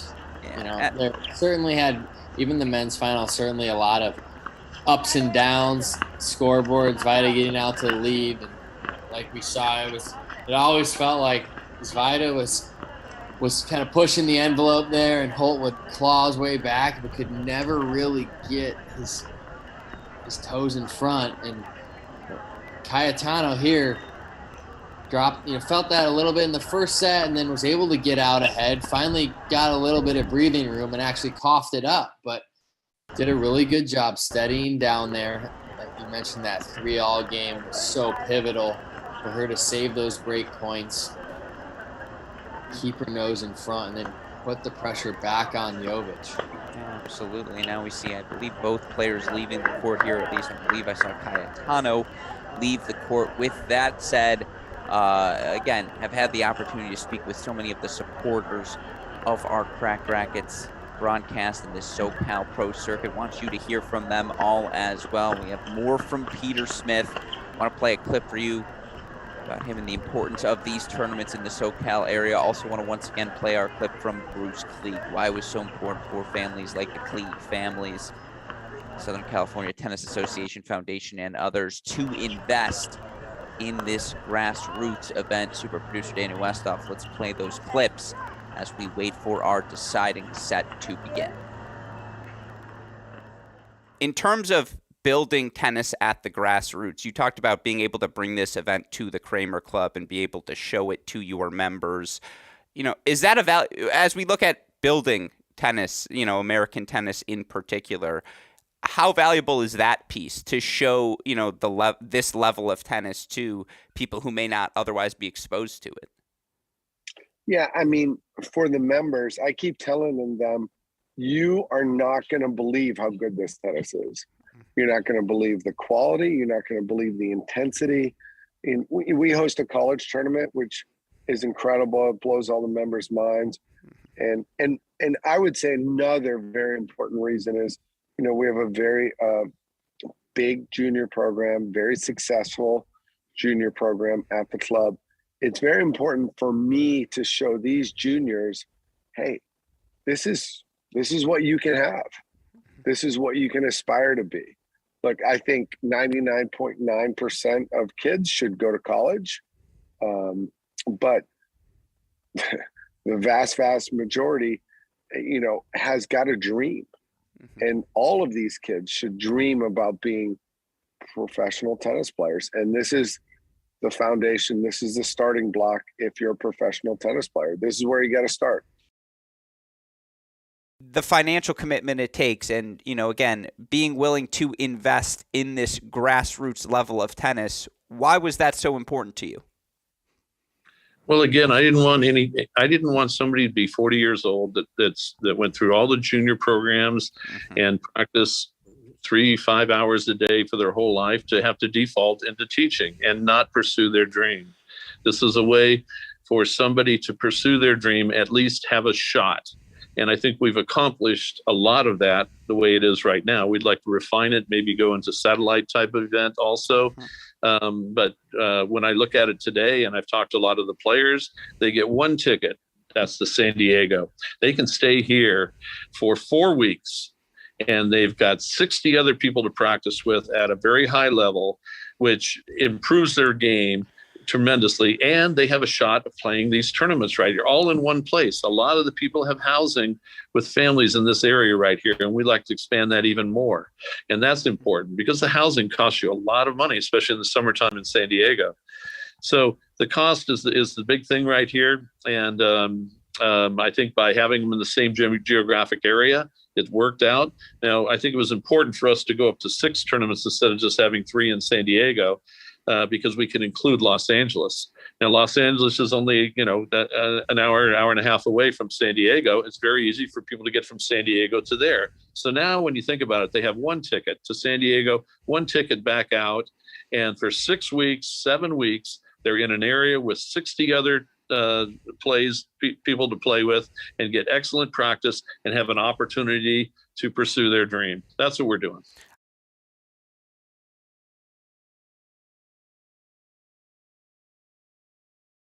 From May to September in 2021, there were 9 pro circuit events for the men in the United States at the ITF level. In Europe, during that same stretch of time, there were 108. Obviously, that's quite the disparity. How important is it for them to have these local opportunities, as you mentioned? Was that something you felt was missing throughout your coaching tenure? Yeah, I mean, I think there's lots of ways to get competition. But to me, for a 17 through 23-year-old, whatever age, these opportunities are priceless, and they're so important. So there's lots of opportunities, but to play at ITF where there's ATP points and WTA points, there's a much different intensity when people are playing for those world ranking points. And so this is very, very important. And Southern Cal tennis historically is the best tennis in the world. Look at all of the great tennis players that have come out of here and are still coming out of Southern Cal. So it's super important that these players have these opportunities in their backyard.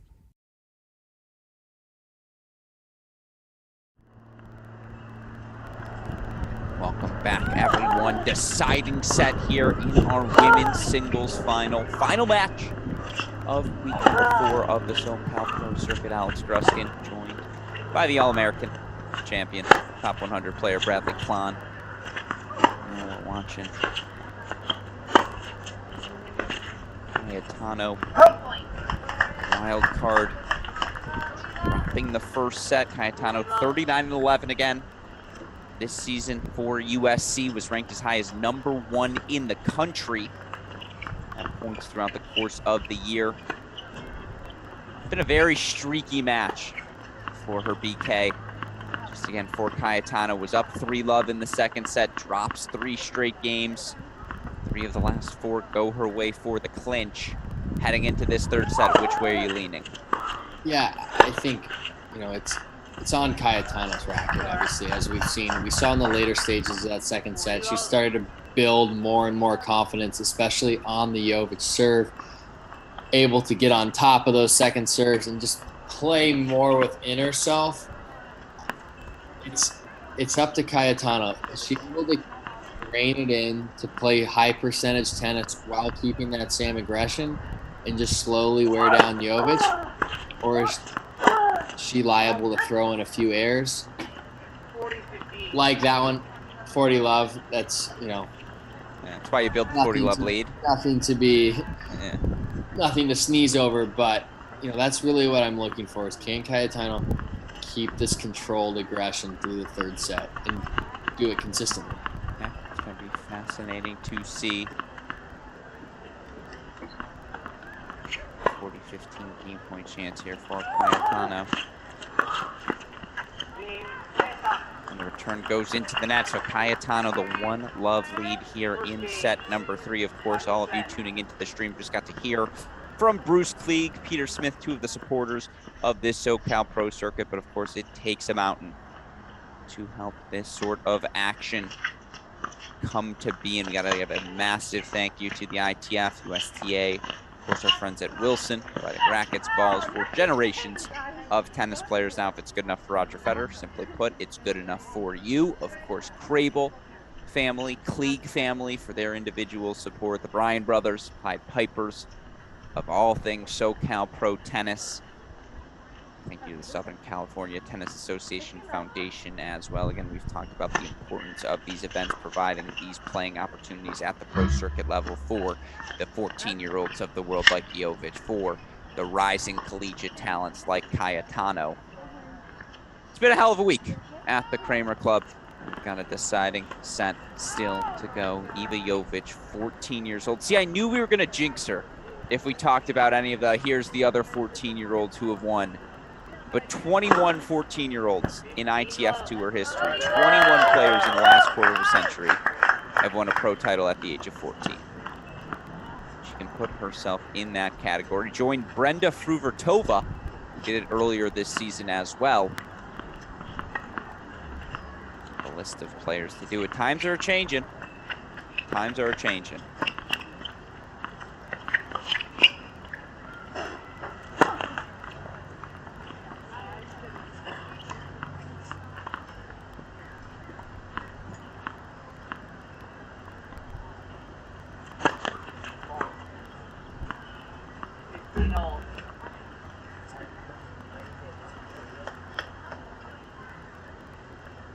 I'm really eager to see how Jovic handles dropping her first set of the tournament, being that close to the final. It's her first pro event. She has such a tremendous upside here. How does she respond going into this third set? The physicality of it, and just kind of that relentless pursuit from Cayetano off her forehand side. Question here. What does Jovic do to play a little offense, play on her terms? I think she started off this game great. That ace up the tee. First serves are going to be massive for her. And just an ability to hold her court position on the baseline, not get too pushed back by the Cayetano forehand. It's really going to challenge her physically in this third set to keep that court position and keep that aggression. That'll help her kind of keep the depth with the ground strokes. As she starts to drop back a little, Cayetano's going to have more looks at forehands.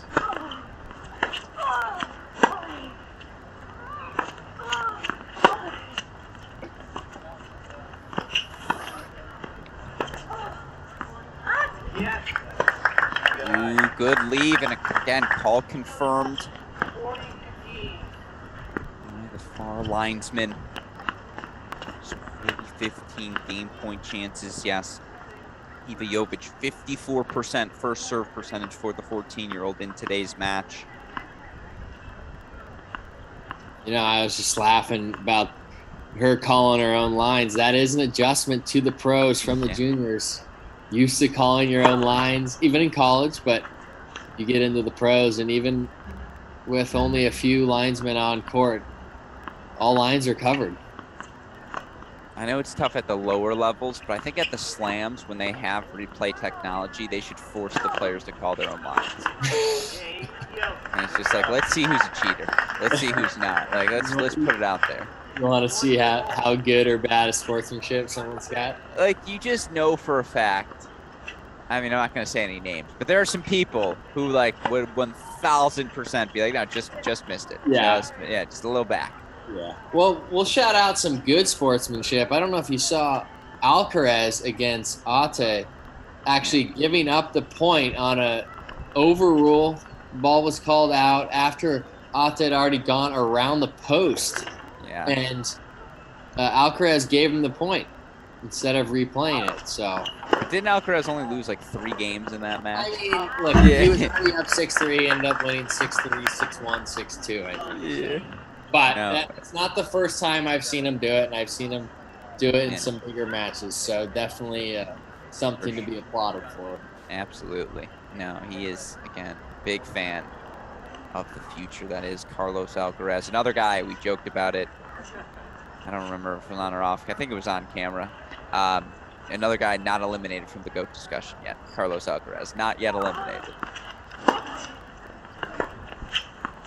Nor is the player who defeated him today, Jannik Sinner at Wimbledon.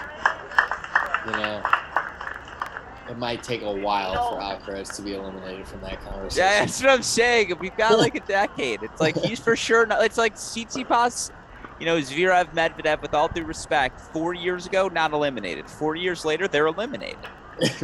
Yeah, it's like Alcaraz, the range of possibilities, the outer bounds is 24 majors. Yeah. I think we will be hard-pressed to see another era like these three.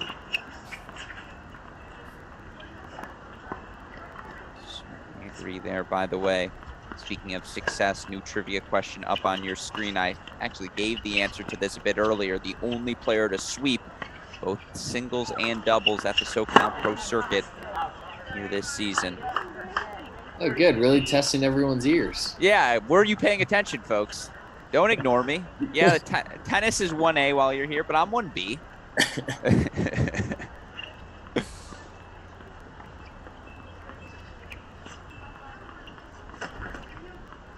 Pop quiz action. Yeah, exactly. Let's see. It literally pop quiz. What was the score in Svida Holt? Go. Yeah, first in the chat. Yeah, guaranteed a hat. Oh, man, I thought that ball was going sailing on Cayetano. It drops in. That's a hell of a +1 forehand. That is spreading the court from sideline to sideline. That short kick, not a lot of pace, but that serve is meant to beat the opponent with placement. You can see Jovic out of the screen to hit that return, and then just pinpoint accuracy on the forehand.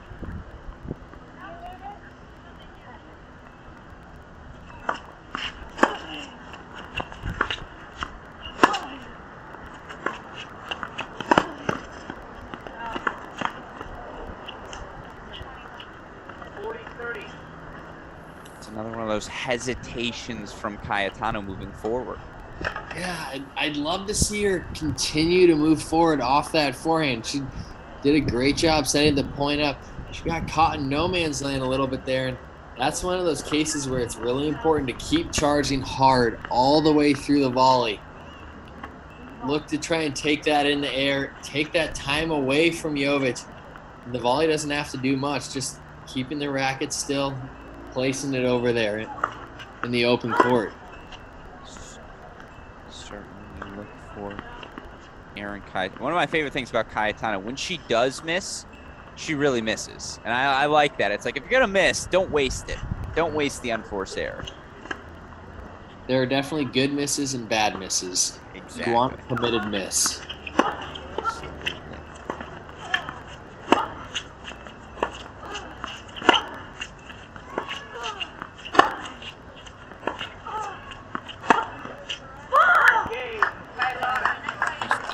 From Cayetano, one of those rare unforced errors out of Iva Jovic. So Cayetano holding to stay out in front 2-1. Again, this is week number 1 of 3 consecutive weeks of SoCal Pro Circuit play. We head to Fountain Valley, the Los Cabs Sports Village. Next week, continuation, men's and women's singles and doubles action. We'll have semifinals and singles on Saturday, doubles championship Saturday as well, before our championship Sunday matches. Then we head to the Lakewood Tennis Center for a little men's women's final tournament of the SoCal Pro Circuit. It's going to be busy times for us here at Cracked Rackets. That same week, we've got Madison Keys, charity event in Iowa. That'll be that Thursday, Friday. So we'll have Thursday, Friday, Saturday, Sunday tennis for you Cracked Rackets fans here on our YouTube channel. How much time did you spend in Iowa? You mentioned your mom, obviously a former University of Iowa tennis player back in the day. You get to spend some time in Des Moines over the years? Yeah, I was actually just back in. So my grandmother used to live in Davenport, Iowa. My dad grew up there. So I was back in Davenport, Iowa last fall, and we went over to the University of Iowa homecoming. Went to the Iowa Purdue game. I've got quite a few family members that went to University of Iowa. So it's fun to kind of get our first Big Ten football experience for my brother and I. And it's a different beast out there, coming from Stanford football, and as great as Stanford football was, there's nothing quite like a game day in the Big Ten. Seriously, have you played at the Iowa All-Lawn Tennis Club where the charity event's being held? I have not. Okay. Didn't get the invite? I feel like you're Iowa tennis royalty. We're making the Mount Rushmore.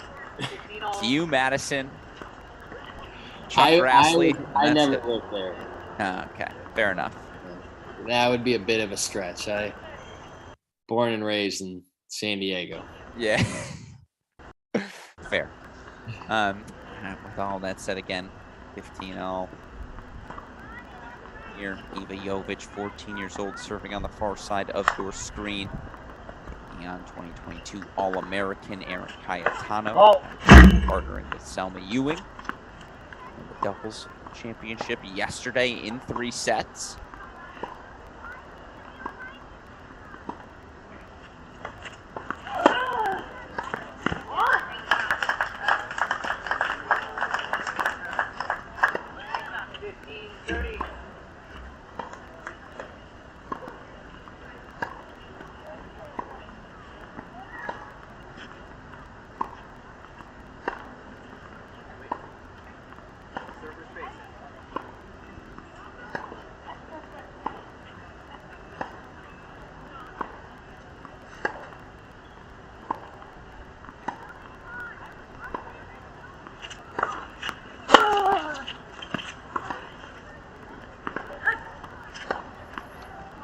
Here's a fun fact for all of you tennis fans tuning in. Right now, center court at Wimbledon, Tim van Rijthoven had never won an ATP level match prior to the start of this grass court season, wins a title in week 1 on the grass. takes the second set from Novak Djokovic 6-4. So they split the opening 2 sets, 70 minutes till the curfew at Wimbledon. I think that match is going to be carrying over, BK, because I'll tell you what, TVR can play. What a run he's been on the last few weeks on the grass. It's a joke. It's crazy. Literally, it's just like, I mean, again, every time I expect the ball to hit the back fence, and it just doesn't. It's unbelievable.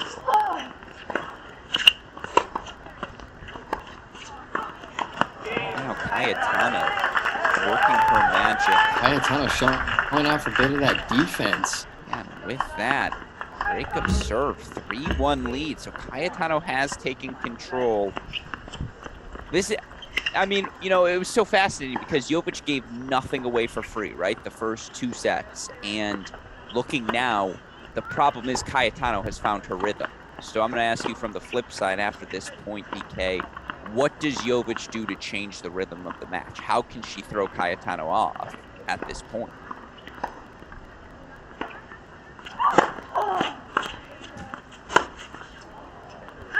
A good deep return right down the middle, apparently.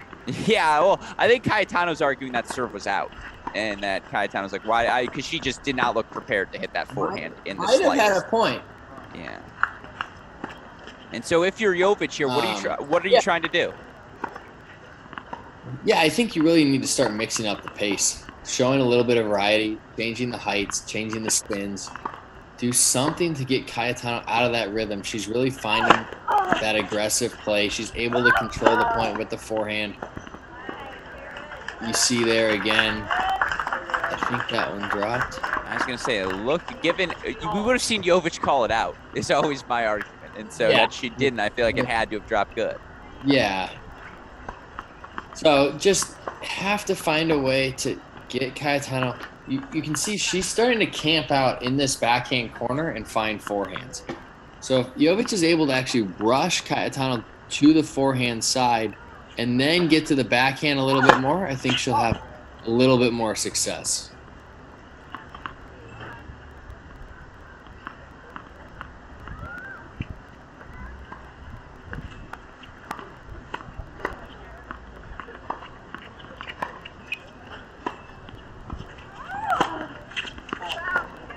Talked a lot about Jovic's ability to get that ball at shoulder height for Cayetano. Is that something you try to change up now as well when you talk about the variety, is maybe more drive as opposed to high and heavy? Yeah, you know, I think actually Jovic, she's been able to get it up to Cayetano's backhand on her serve, but she drives that backhand well. I think just mixing it up in and out of the strike zone, pulling her forward, you know, one thing we haven't seen Cayetano do is really look to move forward that much for as much double success as she's had, like actually into the net. What I mean by that, she's moving into the court well, moving well in and out, but we've seen a couple times where she's hit those balls and actually stopped and backpedaled.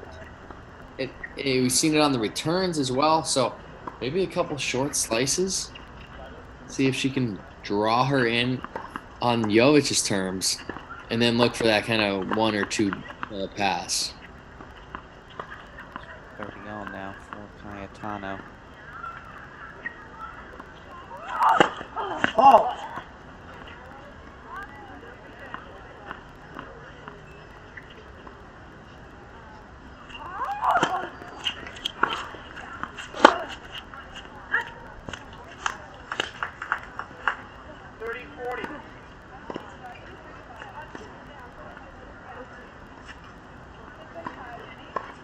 Momentum shifts have been key throughout the course of this match. No one's really firmly grab a hold of it. Of course, as we saw in our men's singles finals, Zach Svida was really ahead from the start.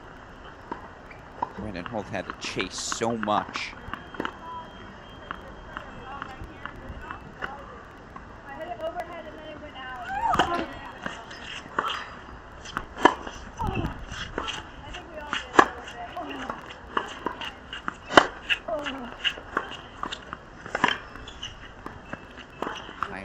Fights off a break point. Jovic has done a great job neutralizing that serve. We've seen Cayetano go to that play a few times when she really needs a point. That slow kick serve wide, immediately moving to her left to find a forehand.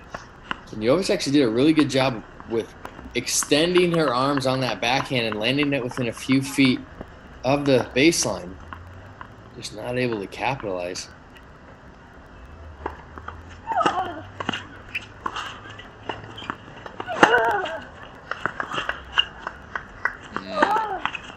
Good play. Tough ball to execute, certainly.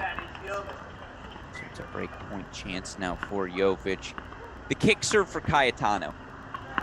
So effective and so routinely hit. What, it buys her time to find the forehand? Is that why that's the serve there? Yeah, she's able to spread the court. She's pulling Jovic off the court. It's really hard to redirect that down the line. And when you're off the court more, that ball actually has a natural path that's coming back in towards the middle of the court anyway. So it gives Cayetano a better look at a forehand.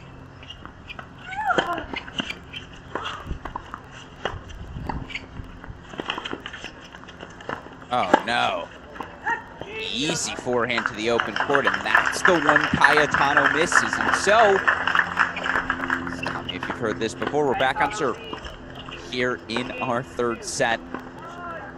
Alex Gruskin joined by Bradley Klahn. Again, BK, 2.5 hours into this match. Not a lot separating our two singles finalists. The 14-year-old Jovic, playing in her first pro circuit main draw, does not drop a set on her way to the final.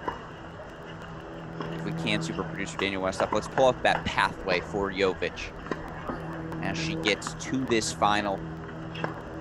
All straight set victories for the 14-year-old. So impressive yesterday in a win over rising UCLA sophomore Kimmy Hance, over former UCLA All-American Jada Hart.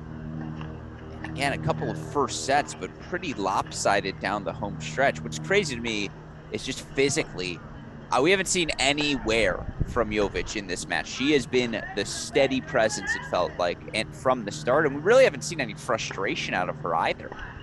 Yeah, I think that's something that I was looking for to see how she handled the physicality of Cayetano. Slowly starting to, I was maybe expecting her to start wearing Jovic down, but she did a great job there fighting back. You can see her start to raise her level when she was down, and I think that's really impressive to see the maturity of the 14-year-old bouncing back, hanging tough, and trying to kind of impose her will back on Cayetano. See Jovic here. Just earned the break. By the way, you'll see on the top right of your screen, 45's on the hour. It's time for a traffic, aka trivia update.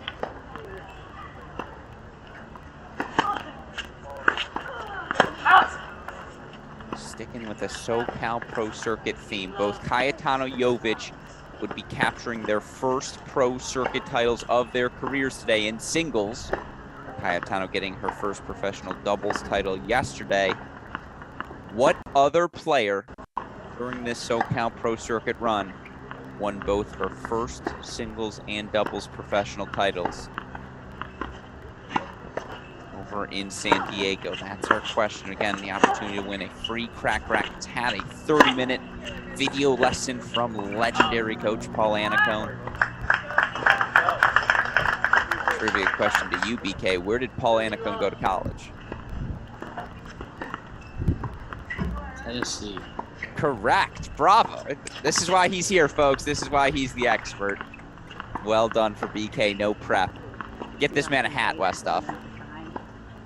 I've played the Knoxville Challenger before. Yeah. Yeah. It's a very good point. Of course, for both of these players making that next progression to the Challenger or 75K, 100K level, as it's more colloquially referred to on the women's side. I mean, again, I know it's a silly question, and it seems pretty straightforward. How difficult is that grind of starting from base point 0 like, again, looking for you, I'm sure being an NCAA singles champion helped get you into some bigger events early on. People knew who Bradley Klahn was. They'll know about Cayetano, about Jovic, certainly, but how difficult is that futures grind? Yeah, I mean, certainly. Look, I benefited from a couple challenger wild cards right out of college. But that said, like, you have to go and do something with those wild cards. And, one thing I learned pretty early on was just important being there day in, day out and trying to win matches. And just the more matches you win, it sounds simple enough, but you just give yourself another opportunity to play, to compete, to learn, and to put yourself in new situations. And so it's all about finding a way to get to another day.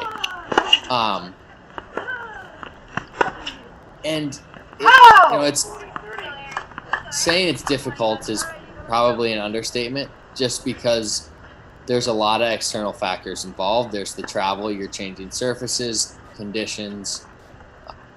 Everybody's hungry at that level, and there's not a lot of money in it. So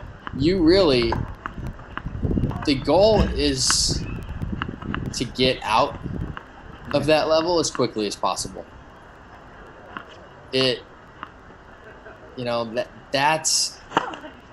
You have to go to those events with the mindset of, I'm here for a job. My job is to win matches. Yes, you want to improve, and you'll improve by continuing to play. But what can I do on this day to beat this opponent and to level up? Today, it's staying solid. Just again, stay in the fight. She holds 4-3 all. Oh, we got a great question from John Parsons in our chat. Jay, I'm going to ask, we're going to hold that to our next changeover as we lock in here on this 3-all service game. That's a good one. I like that question from John Parsons.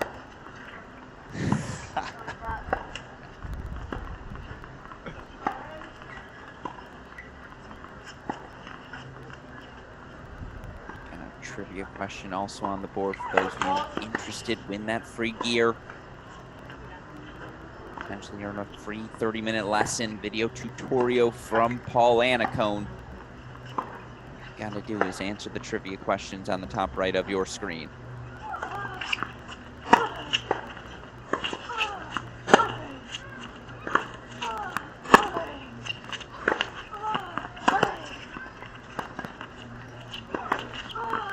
Are you kidding me?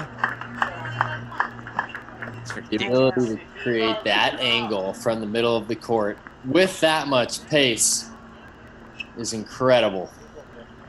Especially, it's not as though Jovic provided her anything to work with. That was all Cayetano manufactured. A dead ball from the middle of the court, that is so hard to create that angle. Special stuff. Again, the racket talent, there's no denying with Aaron Cayetano. Oh. And back-to-back +1 forehands, just laced.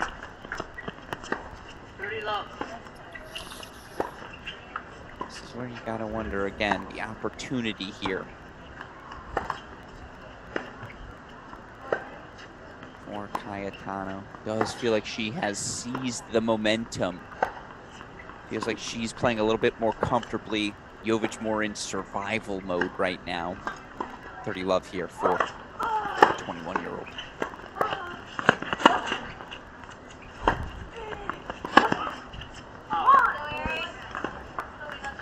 Yeah, she's definitely getting in control and on top of these forehands, and you can see Jovic is holding on for dear life a little bit, especially in this game, but that is the importance if you're Jovic, of just continuing to apply that scoreboard pressure, continuing to keep yourself in. We've seen Cayetano's game fluctuate a little bit more as the sets wear on.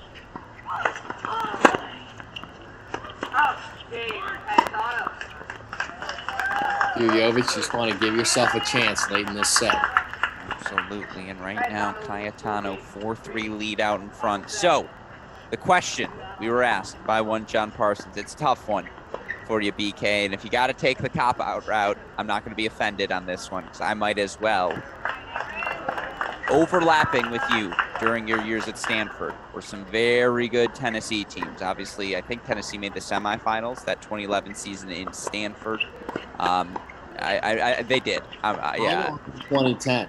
Finals in 2010 as well. And, you know, that team featured guys like a J.P. Smith, who's been top 100 in the world in doubles and around in the singles rankings forever. They had, obviously, his former doubles partner, Davey Sandgren, older brother of Tennis Sandgren, who played, 4-5 singles on that roster. Of course, they also had a guy by the name of Ryan Williams, who you could argue was one of like the 4 most talented people of that generation. With that in mind, John Parsons asks, speaking of Tennessee, who did Bradley Klom think would have the better pro career? J.P. Smith, Ryan Williams, or Tennis Sandgren? Are we judging from college? I think so. I think that has to be the judge. Yeah, I mean, I think if you're going based on talent alone, you have to look at Ryan Williams. I mean, his ability to do different things with the ball, the easy power that he had off the serve and the forehand, and just the loose arm. You know, we always like to joke that he had the Cobra forehand, and I've been lumped into that group as well on the lefty side. But you know, I think if you're just looking at the talent of Ryan, he had a lot of the hand and the gifts to get there. But you really have to look. I mean, what Tennis Sandgren's been able to do, and just his work ethic and determination, and just, you know, his continual relentlessness of improvement and overcoming the hip surgery, working his way back, and not one but 2 quarterfinals of the Australian Open, I think a round of 16 appearance at Wimbledon. It's been a pretty impressive career. Absolutely. I'm pretty sure Ryan Williams, and I say this completely complimentary, I would like to be clear, he's the John Daly of that era. Like, if you told me he won a match 2-2 with a cigarette in his mouth, I'd be like, I believe it. I'm like, that's a Ryan Williams story for you. And so one of my favorites to watch, certainly, again, the work ethic of Sandgren, the longevity of J.P. Smith, still out there grinding, you know, week in, week out. That just, you have to have respect for it. Yeah, I think JP's game is very well suited for the doubles. Just a great lefty serve around the net, able to keep the ball low from the back of the court, and just closes very well. You know, he was always a tricky out in singles as well. Just the way he moved the ball around the court, he played the serve and volley. You know, a big lefty serve is tough to deal with.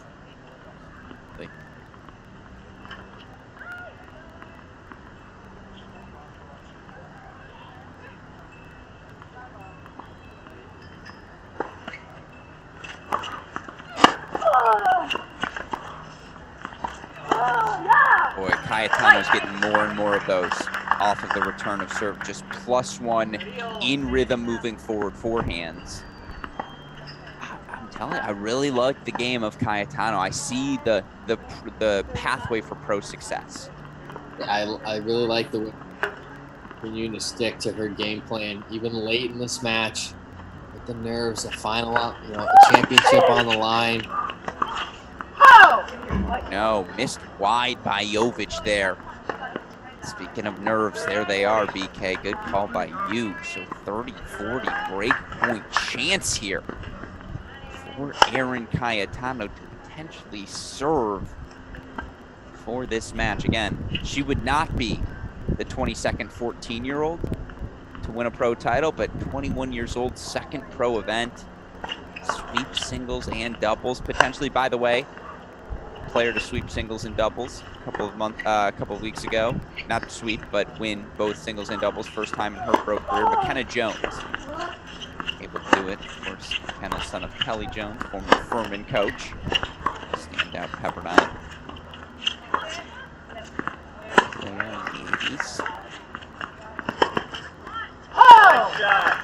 That is incredible defense to offense from Jovic there.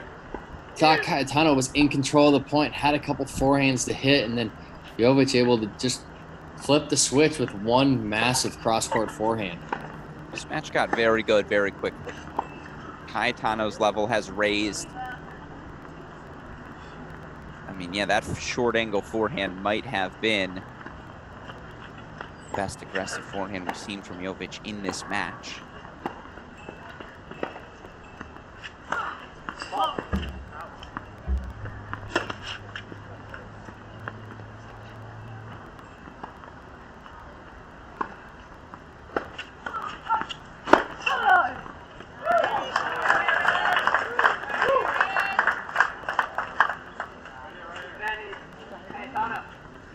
Incredible off the forehand return from Cayetano. Jovic electing to challenge that forehand. Actually had a pretty good second serve and had Cayetano stretched very far outside the doubles alley, but able to use that angle and return the favor.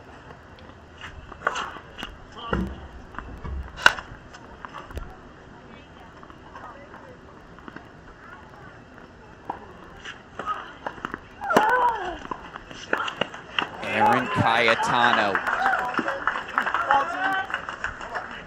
nearly down a set and a break towards that latter stages of the second set. She has just stayed persistent. Certainly the leader in the unforced error count today, also a significant advantage in the winner count. And now Cayetano, the 21-year-old USC Trojan, a wild card into this event. She will serve for the match.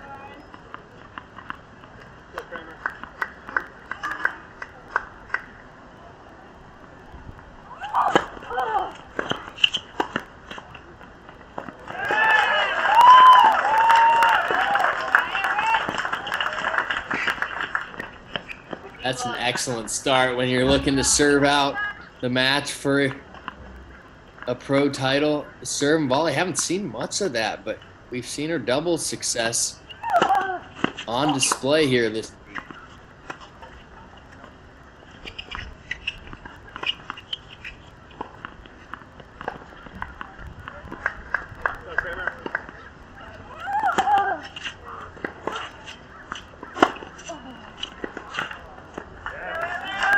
That Cayetano forehand can be special. Just does such a good job of opening out space for herself. And I'm going to steal this phrase from you moving forward, but spreads the court so well. You're so, like, that's just the perfect way to describe it. It's just absolutely, that's what she does. It's just like you see the space is now open. Yeah, it's, you know, you can beat an opponent with pace, but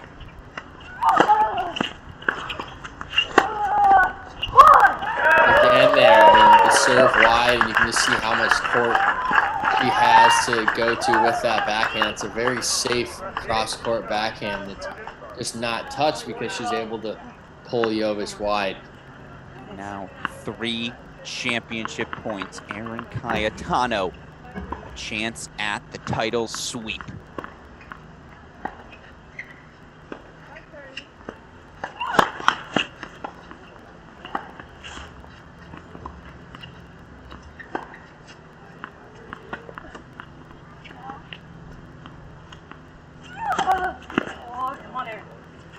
Had to do it.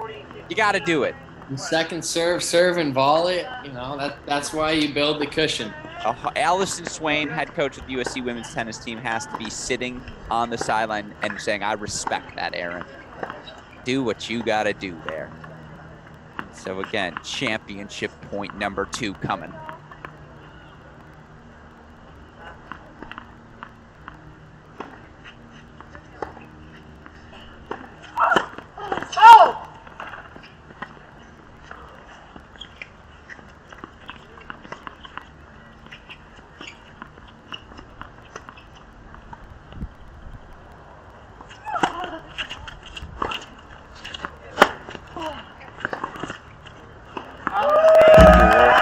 Singles champion at the Jack Kramer Club.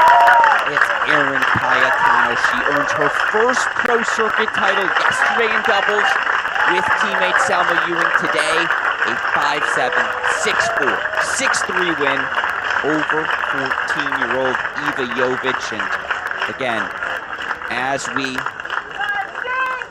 look at today's matchup, Zach Svajda, the 19-year-old, was 3-10 coming into this week's event, he leaves with a singles title. For both Cayetana and Iva Jovic, it was Cayetano's second pro tournament of her career, Jovic's first. Both gained valuable experience. Cayetano gets to leave with some hardware as well. BK, your final thoughts here on Championship Sunday. Yeah, I think Cayetano showed a great resiliency, fighting back, getting up in that second, kind of losing it. You thought Jovic had turned the second set around, and Cayetano, just the weight and the pace of that forehand, a little bit too much for Jovic at the end, but a lot to look forward to for Iva Jovic, just 14 years old and rolling through the draw until the final. On the men's side, great to see Zach Svajda develop a little bit of that confidence going up against a good friend and training partner, and Brandon Holt, who has been playing very confidently and really dominating the futures circuit to date this year. So, that match, Svajda definitely had his nose out in front the entire match. You kind of felt like Holt was holding on for dear life, but did a good job staying in it, and a great win for Svajda.